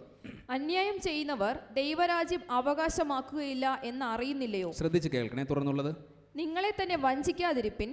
ദുർനടപ്പുകാർ, വിഗ്രഹാരാധികൾ, വ്യഭിചാരികൾ, സ്വയഭോഗികൾ, പുരുഷകാമികൾ, കള്ളന്മാർ, അത്യാഗ്രഹികൾ, മദ്യപന്മാർ, വാവിഷ്ണക്കാർ, പിടിച്ചുപറിക്കാർ എന്നിവർ ദൈവരാജ്യം അവകാശമാക്കുകയില്ല. കേട്ടോ, ഇതേപോലെ ഒത്തിരി വചനങ്ങൾ വേദപുസ്തകത്തിലുണ്ട്. എന്തൊക്കെയാണ് റൂൾസ്, എങ്ങനെ ആവാൻ പാടില്ലെന്ന്. അതിൽ കറക്റ്റ് ദൈവരാജ്യം എന്ന് പറഞ്ഞു പോകുന്നൊരു വാക്യമാണ്. കണ്ടോ, അന്യായം ചെയ്യുന്നവൻ ദൈവരാജ്യം അവകാശമാക്കുകയില്ല എന്നത് ചില കാര്യം എടുത്തു പറയുന്നതാണ്. നിങ്ങളെ തന്നെ വഞ്ചിക്കരുത്. കാരണം നിങ്ങൾ ട്രാപ്പിനകത്താവരുത്, അപകടത്തിൽ ചെന്ന് വീഴരുത്. ഈ സാധനം എടുത്ത് വായിച്ചു നോക്കണം വീട്ടിൽ പോയിട്ട്. അതിനകത്ത് വഞ്ചിക്കപ്പെടരുത്. ദുർനടപ്പുകാർ, തെറ്റായ നടത്തം, തെറ്റായ പോക്ക്, തിന്മയായതിലേക്കുള്ള യാത്ര, തിന്മയായ നോട്ടങ്ങൾ, പ്രവർത്തികൾ. ദുർനടപ്പുകാർ, വിഗ്രഹാരാധികൾ, വ്യഭിചാരികൾ, സ്ത്രീയെ മോഹിക്കാൻ വേണ്ടി നോക്കുന്നവൻ എല്ലാം വ്യഭിചാരം ചെയ്യുന്നതാണ്. നോട്ടത്തിനകത്ത്, ഹൃദയത്തിനകത്തുള്ള ചിന്തയ്ക്കകത്ത് ഈ ചിന്ത വരുന്നത് വ്യഭിചാരമാകും.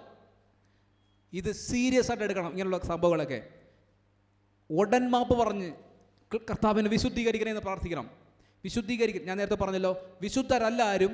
പക്ഷേ നിങ്ങൾക്ക് ആഗ്രഹമുണ്ട്, എനിക്കിങ്ങനെ വേണ്ട, എൻ്റെ നോട്ടം അങ്ങനെ ആവാൻ പാടില്ല, എൻ്റെ നടപ്പ് ദുർനടപ്പാകാൻ പാടില്ല, പക്ഷേ എനിക്ക് അങ്ങനെ ഉണ്ട് കർത്താവേ, എന്നെ വിശുദ്ധീകരിക്കണേ, എന്നെ അങ്ങയുടെ രാജ്യത്ത് അംഗമാക്കണമേ. ഇത് നിരന്തരം പ്രാർത്ഥിച്ച് രക്ഷപ്പെടണം.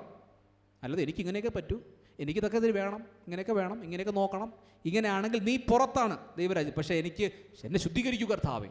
മനസ്സിലായോ? ഇതൊക്കെ സീരിയസ് ആയിട്ട് കാണണേ. വ്യഭിചാരികൾ, സ്വയഭോഗികൾ, സ്വയം ലൈംഗിക മോഹങ്ങൾ തൃഷ്ണ തീർക്കുന്ന ജീവിത രീതികൾ സർവ്വസാധാരണമായി മെഡിക്കൽ സയൻസിൽ പോലും കുഴപ്പമില്ല എന്ന് പറയുന്നതാണ്. ബിബ്ലിക്കലി റോങ് ആണ്, തിന്മയാണ്. പുരുഷകാമികൾ, പുരുഷന്മാരെ ലൈംഗികമായിട്ട് ആഗ്രഹിക്കുക, ഹൃദയത്തിൽ ചിന്തിക്കുക, ആഗ്രഹിക്കുക. കള്ളന്മാർ, മറ്റൊരാളുടെ സാധനം കയ്യിലെടുത്ത് വയ്ക്കുന്ന ആരും കള്ളന്മാർ. അത്യാഗ്രഹികൾ, അത്യാഗ്രഹമാണ്. 1 കിട്ടിയ പോരാ, 2 കിട്ടിയ പോരാ, കുറച്ചുകൂടെ കർത്താവ് തരുന്നത് മതിയെന്ന്. അത്യാഗ്രഹികൾ ഏത് വിഷയമാണ്? മദ്യപന്മാർ, മദ്യപാനികൾ. ഉണ്ടോ? ഒരു കോംപ്രമൈസും ഇല്ല, മദ്യപാനത്തിലൊന്നും രക്ഷയില്ല. വാവിഷ്ഠാണക്കാർ, തെറ്റായി സംസാരിക്കുന്നവർ, മറ്റുള്ളവരെ വേദനിപ്പിക്കുന്നവർ, മോശമായ സംസാരങ്ങൾ, പിടിച്ചുപറിക്കാർ, മറ്റുള്ളവരിൽ എന്തെങ്കിലുമൊക്കെ അപഹരിക്കുന്നവർ, വസ്തുക്കൾ അപഹരിക്കുന്നവർ, ചില ആൾക്കാരുടെ വസ്തുക്കളെ തോണ്ടി ഇങ്ങനെ അല്പാൽപ്പം എടുക്കുന്നവർ, പണം മോഷ്ടിക്കുന്നവർ, തെറ്റായി ബിസിനസ് നടത്തുന്നവർ, തെറ്റായി ലാഭം എടുക്കുന്നവർ. 1 രൂപ പോലും, ശ്രദ്ധിച്ചോളുക, 1 രൂപ പോലും അനാവശ്യം നിങ്ങളുടെ കയ്യിൽ വരരുത്. പ്രത്യേകിച്ച് ബിസിനസ്സിലൊക്കെ ഇരിക്കുന്ന ആൾക്കാർ, മറ്റുള്ളവർക്ക് സാമ്പത്തികമായി ഇടപെടൽ നടത്തുന്നവർ വളരെ ശ്രദ്ധിക്കൂ. 1 രൂപ തെറ്റായി നിങ്ങളുടെ കയ്യിൽ വന്നാൽ അത് 2ആയിട്ട് കൊടുത്ത് തീർത്ത് രക്ഷപ്പെട്ടോളണം. ഇല്ലെങ്കിൽ അത് ശാപഗ്രസ്തമായി അപകടമായി നിങ്ങൾ മുമ്പിൽ നിൽക്കും. അങ്ങനെ എവിടെയെങ്കിലും സംഭവിച്ചിട്ടുണ്ടെങ്കിൽ മാപ്പ് പറയുക, തിരിച്ചു ചിന്തിക്കുക. എവിടെയെങ്കിലും കൊടുത്തു തീർക്കാനുണ്ടോ? ആരെങ്കിലും പൈസ പിടിച്ചു പറിച്ചിട്ടുണ്ടോ? പ്രിയമുള്ളൊരു അപകടമാണ്. അത് നിങ്ങൾക്കെതിരെ സാത്താൻ വാദിക്കും, നിങ്ങളുടെ അനുഗ്രഹത്തെ തടയും. തലമുറ അനുഗ്രഹത്തെ എത്ര പ്രാർത്ഥിച്ചാലും കയറാതെ അത് നിങ്ങൾക്കെതിരെ വാദിച്ചുകൊണ്ടേ നിൽക്കും. ദൈവരാജ്യത്തിനകത്ത് പ്രവേശനം കിട്ടില്ല. സാത്താൻ ഇങ്ങനെ വാദിക്കും, അവളെ കയറ്റാൻ പറ്റത്തില്ല, അവനെ കയറ്റാൻ പറ്റത്തില്ല. കാരണം അവൾ പിടിച്ചു പറിച്ചിട്ടുണ്ട്, അവൻ പിടിച്ചു പറിച്ചിട്ടുണ്ട്, ഈ പാപം ചെയ്തിട്ടുണ്ട്, അവൻ ദുർനടപ്പിനാണ്, അവൻ വ്യഭിചാരിയാണ്, അവൻ സ്വയഭോഗിയാണ്, ഇത് ചെയ്യുന്നയാൾ. നോ, അകത്ത് വരുത്താൻ പറ്റില്ല എന്ന് സാത്താൻ വാദിക്കും. ഈ വാദം അവസാനിക്കുന്നത് യേശുവിൻ്റെ രക്തത്താൽ നിങ്ങൾ കഴുകപ്പെടുമ്പോൾ മാത്രമാണ്. വേറെ ഒരു വകുപ്പുമില്ല. കർത്താവ്, ഈ പാപം ഞാൻ ചെയ്യുന്നു, ഇങ്ങനെ പറയണം. ഈ പാപം ഞാൻ ചെയ്യുന്നു, എടുത്ത് പറയണ ആ സാധനം. ഈ പാപം ഞാൻ ചെയ്യുന്നു, എൻ്റെ ചിന്തയിൽ ഇങ്ങനെയുണ്ട്, എൻ്റെ നോട്ടത്തിൽ ഇങ്ങനെയാണ്, എനിക്കിങ്ങനെ മോഹമുണ്ട്. നിങ്ങൾ സൂക്ഷ്മമായി ഗ്രഹിക്കണം. ഇതൊക്കെ നിങ്ങൾ തന്നെ നോക്കണം. അയ്യോ, എനിക്കങ്ങനെ ഉണ്ടോ? എന്നിട്ട് കർത്താവിനോട് പറയും, കർത്താവ് എന്നോട് ക്ഷമിക്കണേ, എനിക്കിങ്ങനൊരു പ്രലോഭനമുണ്ട്. ഒത്തിരി യങ്സ്റ്റേഴ്സ് നമ്മളടുത്ത് പറഞ്ഞൊരു കാര്യമാണ്. രക്ഷപ്പെടാൻ പറ്റുന്നില്ല ഈ പാപത്തിൽ നിന്ന്, ഈ വിചാരത്തിൽ നിന്ന്, ഈ സ്വയഭോഗത്തിൽ നിന്ന്, ഈ pornographyയിൽ നിന്ന് രക്ഷപ്പെടാൻ പറ്റുന്നില്ല. അതിനകത്തായിപ്പോയി. പ്രിയമുള്ളവരെ, ദൈവത്തോട് പറയൂ. എന്നെ കേൾക്കുന്ന ആരെങ്കിലും ദൈവത്തോട് പറയൂ. കർത്താവേ, എന്നെ രക്ഷിക്കണം, എനിക്ക് ദൈവരാജ്യത്തിന് അംഗമാകണം, എന്നെ വിശുദ്ധീകരിക്കൂ, എന്നെ മോൾഡ് ചെയ്യൂ. നിരന്തരം ഫൈറ്റ് ചെയ്ത് പ്രാർത്ഥിക്കൂ. കാരണം ചിലർ രക്ഷപ്പെടാൻ പറ്റാതെ ബന്ധിച്ച ആൾക്കാരുണ്ട്. അതുകൊണ്ടാണ് പറയും, അങ്ങനെയുള്ളവർ പ്രാർത്ഥിക്കണം. കാരണം എനിക്ക് ആഗ്രഹമുണ്ടെന്ന് പറയണം കേട്ടോ. ഇങ്ങനെ എനിക്കിതൊക്കെ വേണം, അങ്ങനെ പറയരുത്. എന്നിട്ട് നമ്മൾ ശ്രമിക്കണം, ദൈവം നിങ്ങളെ സഹായിക്കും. അങ്ങനെ രക്ഷപ്പെട്ടോളാം കേട്ടോ. 3 കാര്യം പ്രത്യേകം പറഞ്ഞ് അവസാനിപ്പിക്കേ. പിന്നെ 6 മത്തായി സുവിശേഷം 9-ാം അധ്യായം 35-ാം വചനം. മത്തായി 9:35. യേശു പട്ടണം തോറും ഗ്രാമം തോറും സഞ്ചരിച്ച് അവരുടെ പള്ളികളിൽ ഉപദേശിച്ച് രാജ്യത്തിന്റെ സുവിശേഷം പ്രസംഗിക്കുകയും സകലവിധ ദീനവും വ്യാധിയും സൗഖ്യമാക്കുകയും ചെയ്തു. ശരി, അപ്പോൾ 6-ാമത്തെ കാര്യത്തിൽ വരുന്നത് നോക്കൂ. അവിടെ സൗഖ്യത്തെ പറ്റി പറഞ്ഞു. യേശു പട്ടണം തോറും ഗ്രാമം തോറും സഞ്ചരിച്ച് അവരുടെ പള്ളികളിൽ ഉപദേശിച്ച് രാജ്യത്തിൻ്റെ സുവിശേഷം, ദൈവരാജ്യത്തിൻ്റെ സുവിശേഷം, ദൈവരാജ്യത്തിൻ്റെ സുവിശേഷം പ്രസംഗിക്കുകയും സകലവിധ ദീനവും വ്യാധിയും സൗഖ്യമാക്കുകയും ചെയ്തു. അപ്പോൾ അതിനർത്ഥം എന്താണ്? ദൈവരാജ്യത്തിനകത്തുള്ളൊരംഗത്തിന് സൗഖ്യമുണ്ടെന്നാണ്. ഇതാണ് വിശ്വസിക്കേണ്ടത്. നിങ്ങൾ രോഗസൗഖ്യത്തിന് വേണ്ടി പ്രാർത്ഥിക്കുമ്പോൾ ഇതാണ് പോയിന്റ്. എന്തിന് നിനക്ക് സൗഖ്യം തരണം? അപ്പോൾ നമ്മൾ പറയുന്നു, ഞാൻ ഈ രാജ്യത്തിലെ അംഗമാണ്. കർത്താവേ, ഞാൻ അങ്ങയുടെ മകളാണ്, അതല്ലേ നമ്മുടെ പ്രാർത്ഥന? സത്യമാണ്. ഞാൻ അങ്ങയുടെ മകനാണ്, ഞാൻ അങ്ങയുടെ മകളാണ്. ഈ രാജ്യത്തിനകത്ത് സൗഖ്യം നീ വ്യവസ്ഥ ചെയ്യുന്നല്ലോ, അതുകൊണ്ട് എന്നെ സൗഖ്യമാക്കും. ഇങ്ങനെ പ്രാർത്ഥിക്കണം. ഈ ദൈവരാജ്യത്തിന് അംഗങ്ങൾക്ക് എന്തുണ്ട്? സൗഖ്യമുണ്ട്. മിറക്കിളായ സൗഖ്യങ്ങളുണ്ട്. ഇത് വിശ്വസിക്കണം. നിങ്ങൾ പ്രാർത്ഥിക്കുന്ന സമയത്ത് പ്രാർത്ഥിക്കണം. നമ്മൾ ആരാധനയ്ക്കകത്ത് പ്രാർത്ഥിക്കുമ്പോൾ നിങ്ങൾ അങ്ങനെ പ്രാർത്ഥിക്കണം. സൗഖ്യം കിട്ടും. മനസ്സിലായോ? സൗഖ്യം കിട്ടും. ശരീരത്തിന് സൗഖ്യം കിട്ടും, മനസ്സിന് സൗഖ്യം കിട്ടും. കർത്താവ് അത് വ്യവസ്ഥ ചെയ്യുന്നു. കർത്താവ് അത് ചെയ്തെങ്കിൽ ഇപ്പോഴും ചെയ്യുന്നു, ഉറപ്പായിട്ടും ചെയ്യും. വിശ്വസിക്കണം നിങ്ങൾ. അത് മറ്റൊരു വാക്യം ശ്രദ്ധിച്ചേ. മത്തായി സുവിശേഷം 12:28. മത്തായി 12:28. ദൈവാത്മാവിനാൽ ഞാൻ ഭൂതങ്ങളെ പുറത്താക്കുന്നുവെങ്കിലോ ദൈവരാജ്യം നിങ്ങളുടെ അടുക്കൽ വന്നെത്തിയിരിക്കുന്നു സ്പഷ്ടം. നോക്ക് അടുത്തത്. ദൈവരാജ്യം നിങ്ങളുടെ അടുക്കൽ വന്നെത്തിയ സമയത്ത് മാനിഫെസ്റ്റ് ചെയ്യുന്ന മറ്റൊരു പ്രധാനപ്പെട്ട അനുഗ്രഹം എന്താണ്? ഭൂതങ്ങളെ പുറത്താക്കുന്നു എന്നാണ്. മനസ്സിലായി? അശുദ്ധാത്മാക്കൾ, പൈശാചിക പോരാട്ടങ്ങൾ നിങ്ങളുടെ ജീവിതത്തിനകത്ത്, നിങ്ങളുടെ കുടുംബത്തിനകത്ത്, നിങ്ങളുടെ മക്കളുടെ ജീവിതത്തിനകത്ത് ഉണ്ടെങ്കിൽ അവർ ദൈവരാജ്യത്തിൽ അംഗമാണെങ്കിൽ ഉറപ്പായിട്ടും അതിൽ നിന്ന് അവർ വിടുവിക്കപ്പെട്ടിരിക്കും. ഒരു സാത്താനും നിങ്ങളുടെ മേൽ നിൽക്കാൻ പറ്റില്ല, ഉറപ്പാണ്. അതിന് എത്ര കാലപ്പഴക്കം ചെന്നതാണെങ്കിലും എത്ര പാരമ്പര്യമായി നിൽക്കുന്നതായിരുന്നാലും നിങ്ങൾ ഇതിൽ നിന്ന് അത് പോയേ പറ്റൂ. പോകുന്നത് വരെ നിങ്ങൾ ഫൈറ്റ് ചെയ്യൂ, നിങ്ങൾ നിൽക്കും. അതിനകത്ത് കർത്താവ് എടുത്തു മാറ്റി തരും, ഉറപ്പാണ്. കർത്താവിന് അറിയാം, അതിനകത്തുള്ള കാര്യം അറിയാം, നിങ്ങൾ പോരാട്ടം നിൽക്കുന്ന കാര്യം അറിയാം, വീട്ടിലുള്ള കാര്യം അറിയാം, നിങ്ങളുടെ ഭാര്യയിലോ ഭർത്താവിലുള്ള കാര്യം അറിയാം, നിങ്ങളുടെ മക്കളിലുള്ള കാര്യം എല്ലാം അറിയാം ദൈവത്തിന്. പക്ഷേ കർത്താവിന് നിങ്ങൾ ഈ രാജ്യത്തിനകത്ത് അംഗമാകണമെന്ന് ആഗ്രഹിക്കുമ്പോൾ നിങ്ങൾ അതിനകത്ത് എത്രമാത്രം പെർഫെക്റ്റായിട്ട് നിർത്തണമെന്നും കൂടെ ദൈവത്തിൻ്റെ വ്യവസ്ഥയുണ്ട്. അപ്പോൾ ഒരു പൈശാചിക പോരാട്ടം നിങ്ങളിൽ നിന്ന് മാറണമെങ്കിൽ കർത്താവ് എന്ത് ചെയ്യുന്നു അറിയാമോ? നിങ്ങളുടെ പ്രാർത്ഥന നന്നാക്കി, ഞാൻ നേരത്തെ പറഞ്ഞ പോലെ നമ്മളിൽ ചില ക്രമങ്ങളൊക്കെ വരുത്തി ദൈവരാജ്യത്തിൽ അംഗമാക്കി മാറ്റുമ്പോൾ കർത്താവ് ഡെലിവർ ചെയ്യുന്നു, എടുത്ത് കളയുന്നു. പോ സാത്താനെ, ഇനി കയറരുത്, പോ, കളയുന്നു. ഈ രാജ്യത്തിൽ അംഗത്വത്തിനകത്ത് വരണം. മനസ്സിലായോ? അപ്പോൾ അത് ഓരോ പ്രോസസ്സായിരിക്കാം. ഒരു അശുദ്ധാത്മ പോകുന്നത് നിങ്ങളുടെ പ്രത്യേക ഘട്ടത്തിൽ എത്തുമ്പോഴായിരിക്കാം. പിന്നെ അത് കഴിഞ്ഞ് വീണ്ടും ദൈവം നിങ്ങളെ കുറച്ചുകൂടെ ദൈവരാജ്യത്തിന് അംഗത്വത്തിന് കുറച്ച് ഫ്രഷ് ആക്കി എടുക്കും, കുറേ കൂടെ വൃത്തിയാക്കി ആ രാജ്യത്തിന് കുറേ കൂടി മെമ്പർഷിപ്പ് കുറച്ച് സ്ട്രോങ് ആക്കും. അപ്പോൾ അടുത്ത ആത്മാ പോകും. കംപ്ലീറ്റ് പോകണമെന്നില്ല, ഒറ്റ വാക്കിലൊന്നും, ഒറ്റ അനുഭവത്തിൽ കംപ്ലീറ്റ് ക്ലീൻ ആവണമെന്നില്ല. കുറേ കൂടെ ആക്കി എടുക്കുമ്പോൾ വചനമൊക്കെ പഠിച്ച് വചനമൊക്കെ വരുമ്പോൾ അടുത്ത് പോകും. ഇങ്ങനെയൊക്കെ ഡെലിവറൻസ് നമ്മുടെ ലൈഫിൽ നടക്കും. പ്രോസസ്സാണ്. ഇതിങ്ങനെ പതുക്കെ നമ്മുടെ വിശുദ്ധീകരിക്കുന്നു. എൻ്റെ ഒരു മിനിസ്ട്രിയുടെ കംപ്ലീറ്റ് എക്സ്പീരിയൻസ് ഇങ്ങനെയാണ്. എൻ്റെ ലൈഫിൽ എൻ്റെ ശുശ്രൂഷ സ്റ്റൈലേ അങ്ങനെയാണ് കർത്താവിനെ പഠിപ്പിച്ചിട്ടുള്ളത്. ഒരു വ്യക്തിക്കകത്തുള്ളത് കംപ്ലീറ്റ് ക്ലീൻ ആക്കി എടുക്കാം. പതുക്കെ വചനം പഠിപ്പിച്ച് അനുസരിപ്പിച്ച് പലരും നിങ്ങളും എന്നോട് പറയാറുണ്ട്, വചനം എനിക്ക് മനസ്സിലായി, ഇപ്പോഴാണ് മനസ്സിലായത്, വർഷങ്ങളായിട്ട് നോക്കിക്കൊണ്ടിരുന്നു, എന്നിട്ട് മനസ്സിലായില്ല, ഇപ്പോഴാണ് മനസ്സിലായത്, ഇപ്പോഴാണ് ഞാനിങ്ങനെ ആയത്, ഇപ്പോഴാണ് എന്നെ ശ്രദ്ധിക്കാൻ തുടങ്ങി. ശ്രദ്ധിച്ചിട്ടില്ലേ? കർത്താവ് എനിക്ക് തന്ന മിനിസ്ട്രി അതാണ്. ഒരു വ്യക്തിയെ ദൈവരാജ്യത്തിന് അംഗമാക്കി മാറ്റുക. മനസ്സിലായോ? ഒരു സൗഖ്യം കൊടുത്ത് വിടാനല്ല, ഒരു ഡെലിവറൻസ് നടത്തി വിടാൻ, ദൈവരാജ്യത്തിന് അംഗമാക്കി മാറ്റുക. എളുപ്പമല്ലത്, ദീർഘനാളുകളെടുക്കും ചിലപ്പോൾ. അത് അവർക്ക് ആ കണക്ഷൻ കിട്ടിയെത്താനായിട്ട്. പതുക്കെ പഠിച്ച് ഈ ആരാധനയ്ക്ക് വരെ നിങ്ങളോട് ഞാൻ പറഞ്ഞു, ഈ വചനം കേട്ട് പോകുമ്പോൾ കർത്താവ് എനിക്ക് തരുന്ന വലിയ ബോധ്യമാണ് വചനത്തിൻ്റെ മർമ്മങ്ങളെന്ന് പറയുന്നത്. ചെറുതല്ലത്, ചെറുതായിട്ട് കാണല്ല ഈ വചന പ്രഘോഷണത്തെ. അപ്പോൾ അതിലൂടെ ദൈവം നിങ്ങളോട് സംസാരിക്കുകയാണ്. നിങ്ങൾ ആരാക്കാൻ? ദൈവരാജ്യത്തിന് അംഗമാക്കി മാറ്റാൻ. നിങ്ങൾ ഓരോ ദിവസം കഴിയുന്നോറും ഈ വചനം ഏറ്റെടുക്കുന്നതിനനുസരിച്ച് ഇതിനകത്ത് നിങ്ങളുടെ കാൽ ഉറച്ചോണ്ടിരിക്കുകയാണ്. ഒറ്റ ദിവസം കണ്ടല്ല, ഉറച്ച് വരികയാണ്. ഒരു ദിവസം നിങ്ങളങ്ങ് അത്ഭുതമാവും. കർത്താവേ വരട്ടെ എന്ന് പറയുമ്പോൾ വരും. ആ രീതിയിൽ നിങ്ങൾ അംഗത്വം സ്ട്രോങ് ആവും നിങ്ങളുടെ. മനസ്സിലായി? ഈ അംഗത്വം സ്ട്രോങ് ആയി കഴിഞ്ഞാൽ ഇങ്ങനെ പറയുമ്പോൾ നടക്കും. അതാണ് ചില ശുശ്രൂഷകരുടെ മിനിസ്ട്രികൾക്കകത്ത് നമ്മൾ കാണുന്നത്. പെട്ടെന്ന് അത്ഭുതങ്ങൾ അവരുടെ ശുശ്രൂഷകൾക്ക്. കാരണം ആ വ്യക്തി അത്ര സ്ട്രോങ് ആണ് ആ രാജ്യത്ത്. അതുകൊണ്ട് ആ വരങ്ങൾ കൊടുത്ത് ദൈവം അങ്ങനെ നിർത്തിയിരിക്കണം. ആ വ്യക്തി അവിടെ ഉറപ്പാണ്. അപ്പോൾ കർത്താവ് അദ്ദേഹം പറയുമ്പോൾ പെട്ടെന്ന് ഹീലിംഗ് നടക്കുന്നു. അത്ര സ്ട്രോങ് ആണ് അതിനകത്ത്. ആ ബന്ധം, ആ ഒരു സിറ്റിസൺഷിപ്പ്, അതിൻ്റെ ബലം അത്ര ഉറപ്പാണ് ദൈവമായിട്ട്. അപ്പോൾ നമ്മൾ ആ പ്രോസസ്സിനകത്താണ് അടുത്തടുത്ത് വരും. പിന്നെ നിങ്ങൾക്ക് ആരുടെടുത്തും പ്രാർത്ഥിക്കേണ്ട ആവശ്യമൊന്നുമില്ല. നിങ്ങൾ കർത്താവിനോട് ഇങ്ങനെ ഒന്ന് പറഞ്ഞാൽ മതി. നിങ്ങൾ പെർഫെക്റ്റ് ആയി കഴിഞ്ഞാൽ പിന്നെ കർത്താവിനെന്ന് പേടിക്കണം. നിങ്ങൾ പൈസയുടെ പിന്നാലെ പോകത്തില്ല, നിങ്ങൾ ആഡംബരത്തിൻ്റെ പിന്നാലെ പോകത്തില്ല. കർത്താവിൽ തന്നെയാണ് അറിഞ്ഞാൽ പിന്നെ കർത്താവ് വാരിക്കുനി തന്നുകൊണ്ടിരിക്കും. കാരണം നിങ്ങൾ എന്ത് ചെയ്യില്ല, നിങ്ങളുടെ കണ്ണ് മഞ്ഞളിച്ച് പോകത്തില്ലെന്ന് കണ്ടാലും എന്ത് വന്നാലും നമുക്ക് കർത്താവ് നീയാണ് വലുത്. അങ്ങനെ ആയിക്കഴിഞ്ഞാൽ പിന്നെ ഇങ്ങനെ തന്നുകൊണ്ടിരിക്കും.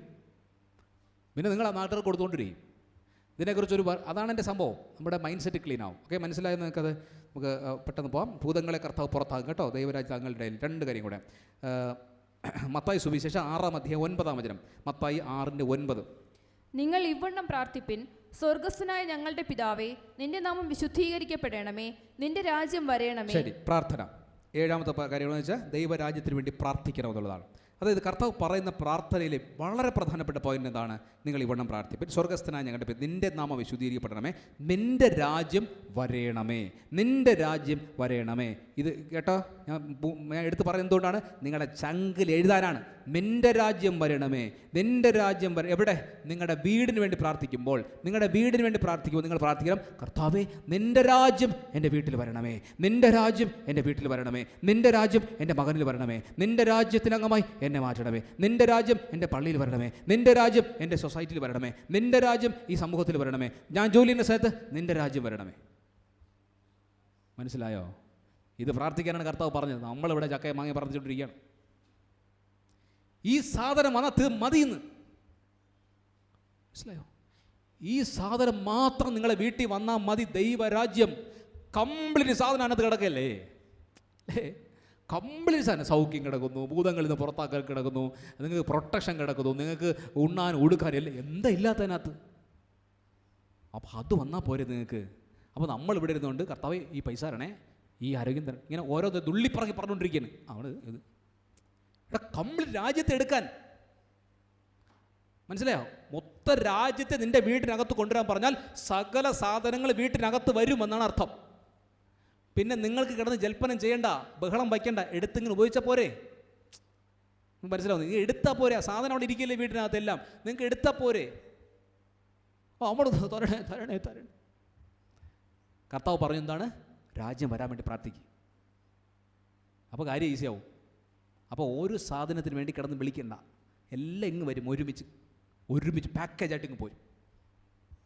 ആവശ്യമുള്ളത് എടുത്ത് കഴിച്ച് സന്തോഷമായിട്ട് പോക്കോ. ഇതാണ് വലിയ അനുഗ്രഹം. അതാണ് ആ പ്രാർത്ഥനയുടെ മഹത്വം. മനസ്സിലാവും നിങ്ങൾക്ക്? ആത്മാവിൽ നിറഞ്ഞ്, ആ രാജ്യത്തിൻ്റെ സന്തോഷത്തിൽ നിറഞ്ഞൊരു ആരാധനയിൽ സന്തോഷത്തിൽ നിറഞ്ഞ് വീട് മുഴുവൻ സ്വർഗമായി മാറുന്ന മനോഹരമായ അവസ്ഥ സ്വപ്നം കാണൂ. സ്വപ്നം കാണൂ. നിങ്ങൾ അങ്ങനെയൊന്നും അല്ലെങ്കിൽ നിങ്ങൾ വീട് അങ്ങനെ സ്വപ്നം കാണൂ. ഓ ഇത്ര മനോഹരം, ഭാര്യയും ഭർത്താവും മക്കളൊക്കെ ചേർന്ന് പാടി ആരാധിച്ച് സന്തോഷം. ഒന്നിനും കുറവില്ല. ഒന്നിനെക്കുറിച്ച് പറയിടാവുന്നില്ല. തുള്ളി ചാടി ആനന്ദിച്ച് സ്തോത്രം. അങ്ങനെ ഇമാജിൻ ചെയ്യൂ. നിങ്ങൾ സ്വപ്നം കാണൂ, നിങ്ങൾ കണ്ണിൽ കാണും. വീടൊക്കെ ഇങ്ങനെ രസകരമായൊരു വീട്, അനന്തം മാത്രമുള്ള, വഴക്കില്ലാത്ത, വിദ്വേഷമില്ലാത്ത, പകയില്ലാത്ത, എപ്പോഴും ദൈവത്തിൽ സന്തോഷം, പരിശുദ്ധാത്മാ. ഇത് സ്വപ്നം കാണൂ. ഇങ്ങനെ ഇമാജിൻ ചെയ്യൂ. കർത്താവേ അങ്ങനെ വീടാവട്ടെ, ദൈവരാജ്യം വരണേ, ദൈവരാജ്യം. അപ്പോൾ നിങ്ങൾ ദൈവരാജ്യം വരണമെന്ന് പ്രാർത്ഥിക്കുമ്പോൾ നിങ്ങളുടെ മനസ്സ് എന്തൊക്കെ പോവും? ഞാൻ നേരത്തെ പറഞ്ഞു, എല്ലാ സാധനവും പോകണം. മനസ്സിലായോ? ദൈവരാജ്യം ഇതെല്ലാം വരും അനുഗ്രഹമായി. ഓക്കെ, പ്രാർത്ഥിക്കുമ്പോൾ അത് പ്രാർത്ഥിച്ചോളാം. ഏറ്റവും പ്രധാനപ്പെട്ട പ്രാർത്ഥന അതാണ്. ലാസ്റ്റ് ഒരു വാക്യം കൂടെ, ലൂക്കോസ് വിശേഷം 9:60. ലൂക്കോസ് 9:60. അവൻ അവനോട്, മരിച്ചവർ തങ്ങളുടെ മരിച്ചവരെ കുഴിച്ചിടട്ടെ, നീയോ പോയി ദൈവരാജ്യം അറിയിക്ക എന്ന് പറഞ്ഞു. ദൈവരാജ്യം അറിയിക്ക എന്ന് പറഞ്ഞു. മരിച്ചവർ തങ്ങളുടെ മരിച്ചവരെ കുഴിച്ചിടട്ടെ. എന്താ സംഭവം? ലോകം. ഈ ലോകത്തെ നോക്കിയിട്ട് അയ്യോ അതൊക്കെ ചെയ്യണ്ടേ, അവിടുത്തെ കാര്യങ്ങളൊക്കെ ചെയ്യണ്ടേ, ഇവിടുത്തെ കാര്യം, ഇങ്ങനെ 100 കൂട്ടം ലൗകിക കാര്യങ്ങളിലേക്ക് നിങ്ങൾ ശ്രദ്ധ വയ്ക്കുമ്പോൾ കർത്താവ് പറയുന്നു അത് ചത്തതാണ്. ജീർണിച്ചു പോകുന്ന, പുഴുവരിക്കുന്ന, കള്ളൻ തുരന്നു മോഷ്ടിക്കുന്ന, ഈ വാക്കുകൾ കേട്ടിട്ടുണ്ടല്ലോ അല്ലേ ബൈബിളിൽ നിന്ന്? ഇതിൽ നിങ്ങൾ നിക്ഷേപം സ്വരൂപിക്കരുത്. കള്ളൻ തുരന്നു മോഷ്ടിക്കാത്തതും പുഴുവരിക്കാത്തതുമായ സ്വർഗരാജ്യത്ത് നിങ്ങളുടെ നിക്ഷേപം സ്വരൂപിച്ചോളെ. ദൈവരാജ്യത്തിൻ്റെ സുവിശേഷം പ്രസംഗിക്കൂ. രാജ്യത്തിൻ്റെ സുവിശേഷം പ്രസംഗിക്കാൻ നിങ്ങളോടും കർത്താവ് പറയുന്നു. മരിച്ചവർ തങ്ങളുടെ മരിച്ചവരെ കുഴിച്ചിടട്ടെ. മരണത്തിൻ്റെ കാര്യങ്ങളുടെ പുറകെ നടക്കുകയാണ്. മരിച്ച കാര്യങ്ങളുടെ പിന്നാലെ സമയം വെറുതെ പാഴാക്കുകയാണ്. ഈ ലോകത്തിൻ്റെ കുറേ മരിച്ച കുറേ കാര്യങ്ങൾ, ചത്തു തീർന്ന കുറേ സാധനങ്ങളെ വെപ്പിന് ചുമ്മാ സമയം കളയരുതേ. ഉള്ള കല്യാണം, നൂലുകെട്ട്, പാല് കാച്ച്, ചപ്പും ചവറും സകലത്തിന് പോയി സമയം കളയല്ലേ. ചുമ്മാ പറഞ്ഞാൽ ഉള്ള എവിടെയൊക്കെ പോകാൻ പറ്റും അവിടെ എല്ലാം പോവും. ദൂരെ കൂടെ ആരെങ്കിലും വരുമോ ചോദിക്കണ്ട, അതിന് പോയി കഴിയും. ആരെങ്കിലും ഒന്ന് വിളിച്ചെങ്കിൽ അല്പസമയം അവിടെ പോയി ഇരിക്കാമായിരുന്നു. ചുമ്മാ ഇങ്ങനെ അതും ഇതൊക്കെ പറഞ്ഞ്, ചപ്പും ചവറും പറഞ്ഞ്, തമാശയൊക്കെ പറഞ്ഞ് കുറേ ഇരിക്കുമ്പോൾ എന്ത് ചത്തതിൻ്റെ പിന്നാലെ പോകല്ലേ. Waste of time. കർത്താവിന് ശുശ്രൂഷയ്ക്കകത്ത് വന്നു ആദ്യം പഠിപ്പിച്ചൊരു പോയിന്റാണ്, നിന്റെ ടൈം കീപ്പ് ചെയ്യൂ. പല പ്രോഗ്രാംസ് കർത്താവിനോട് നോ പോകരുതെന്ന് പറഞ്ഞു. എനിക്ക് ഭയങ്കര ഭാരം തോന്നി. എങ്ങനെ പോകാതിരിക്കും? ചത്തവരെ കുഴിച്ചിട്ട് നിന്റെ കാര്യം നോക്ക്. ദൈവരാജ്യത്തിനകത്താണോ നീ? മനസ്സിലാവോ? അവരോടായി പറഞ്ഞ, അല്ല നാട്ടുകാരുടെ അടുത്തുനിന്നല്ല. ദൈവരാജ്യത്തിനകത്താണോ നീ? എന്നാൽ സ്വർഗത്തിലെ ദൈവം പറയുന്നു ജീവന്റെ പിന്നാലെ പോടാ നീ. ചത്തവർ കുഴിച്ചിരട്ടെ. മനസ്സിലായോ? ഈ വകയൊക്കെയും ജാതികൾ അന്വേഷിക്കുന്നു. നീ എൻ്റെ പുറകെ നടക്കാതെ വിട്. പോട്ടെ, അവരന്വേഷിച്ചും ചാടിയും മറിഞ്ഞൊക്കെ നടക്കും. നീ അതിൻ്റെ പിന്നാലെ, നിനക്ക് വേറെ പണിയൊന്നുമില്ല, നീ ഇപ്പുറത്തതില്ല. അതുകൊണ്ടാണ് ദൈവമക്കളെ നിങ്ങൾ പല സ്ഥലങ്ങളിലും കാണില്ല. മനസ്സിലായിരുന്നോ? ശ്രദ്ധിച്ച് നോക്കണം. നിങ്ങൾ പോകുന്ന പല സർക്കിളുകളിലും, പലരും പോകുന്ന പല സർക്കിളിനകത്തും, ഉല്ലാസങ്ങൾക്കകത്തും, ആഡംബരങ്ങൾക്കകത്തും, ദൂരത്തിനകത്തും, ആഘോഷങ്ങൾക്കകത്തും ഒരു ദൈവ പൈതന്നെ കണ്ടുകിട്ടില്ല നിങ്ങൾക്ക്. അവർ ചത്തവരുടെ കാണില്ല, അവർ ജീവന്റെ സുവിശേഷം പറയാൻ കാണും. അപ്പം ലോകം പറയും, ഓ ഇവരൊന്നും വലിയ ജാട, നമ്മുടെ അടുത്തൊന്നും വരത്തില്ല എന്നൊക്കെ പറഞ്ഞിരിക്കാം.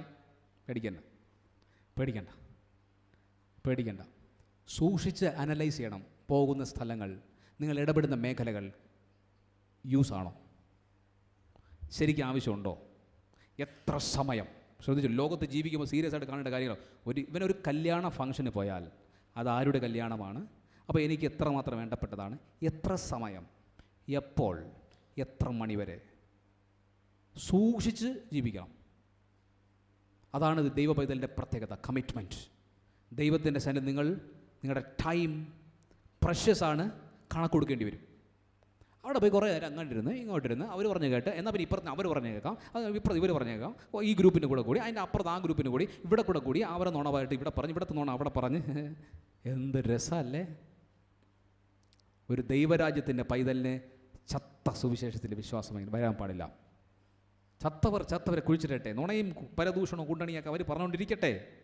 നീ പൊടാ സുവിശേഷം പറയാൻ പോവാൻ, നിങ്ങൾ അവിടെ നിന്ന് ഓടുക. അപ്പം എന്നോട് പറഞ്ഞ് ഓടിക്കളയാനാണ്.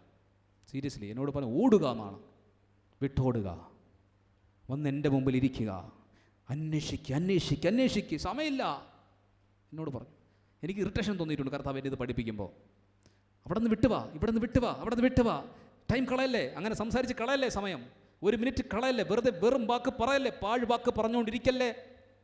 ദൈവരാജ്യത്തിന് യോഗ്യമായ രീതിയിൽ ചില സ്ഥലങ്ങൾ ദൈവം നമ്മളെ കൊണ്ടെത്തിക്കും. ഞാൻ ഇന്ന് രാവിലെ ഇവിടെ ഈ സമയമില്ല പറയാം, നമ്മുടെ റിട്രീറ്റിൻ്റെ ഞാൻ റിട്രീറ്റിന് പോയില്ല അവിടെ ചർച്ചിൻ്റെ. അതിനു മുമ്പ് അവിടെ പോയി കാര്യങ്ങൾ ക്രമീകരിക്കാൻ വേണ്ടി ഇവിടുന്ന് ഒരു ടീം എപ്പോഴും പോകും. ഞങ്ങളുടെ സഭയുടെ ഒരു പ്രത്യേകത കേട്ടോ അത്. നമ്മൾ പോയി കണ്ട് എല്ലാം ക്രമീകരിച്ചിട്ട് അടുത്ത് ഇവിടെ നാളെ കൊണ്ടുപോകത്തുള്ളൂ, ഒരാൾക്കും ദോഷം വരാൻ പാടില്ല എന്നതിൽ. അപ്പോൾ അവിടെ പോയത് ഞാനിത് അവിടെ സാർ റിപ്പോർട്ട്, അൽകുമാർ സാറും സന്തോഷ് സാർ റിപ്പോർട്ട്, ഞങ്ങൾ 3 പേരായിട്ട് പോയേ.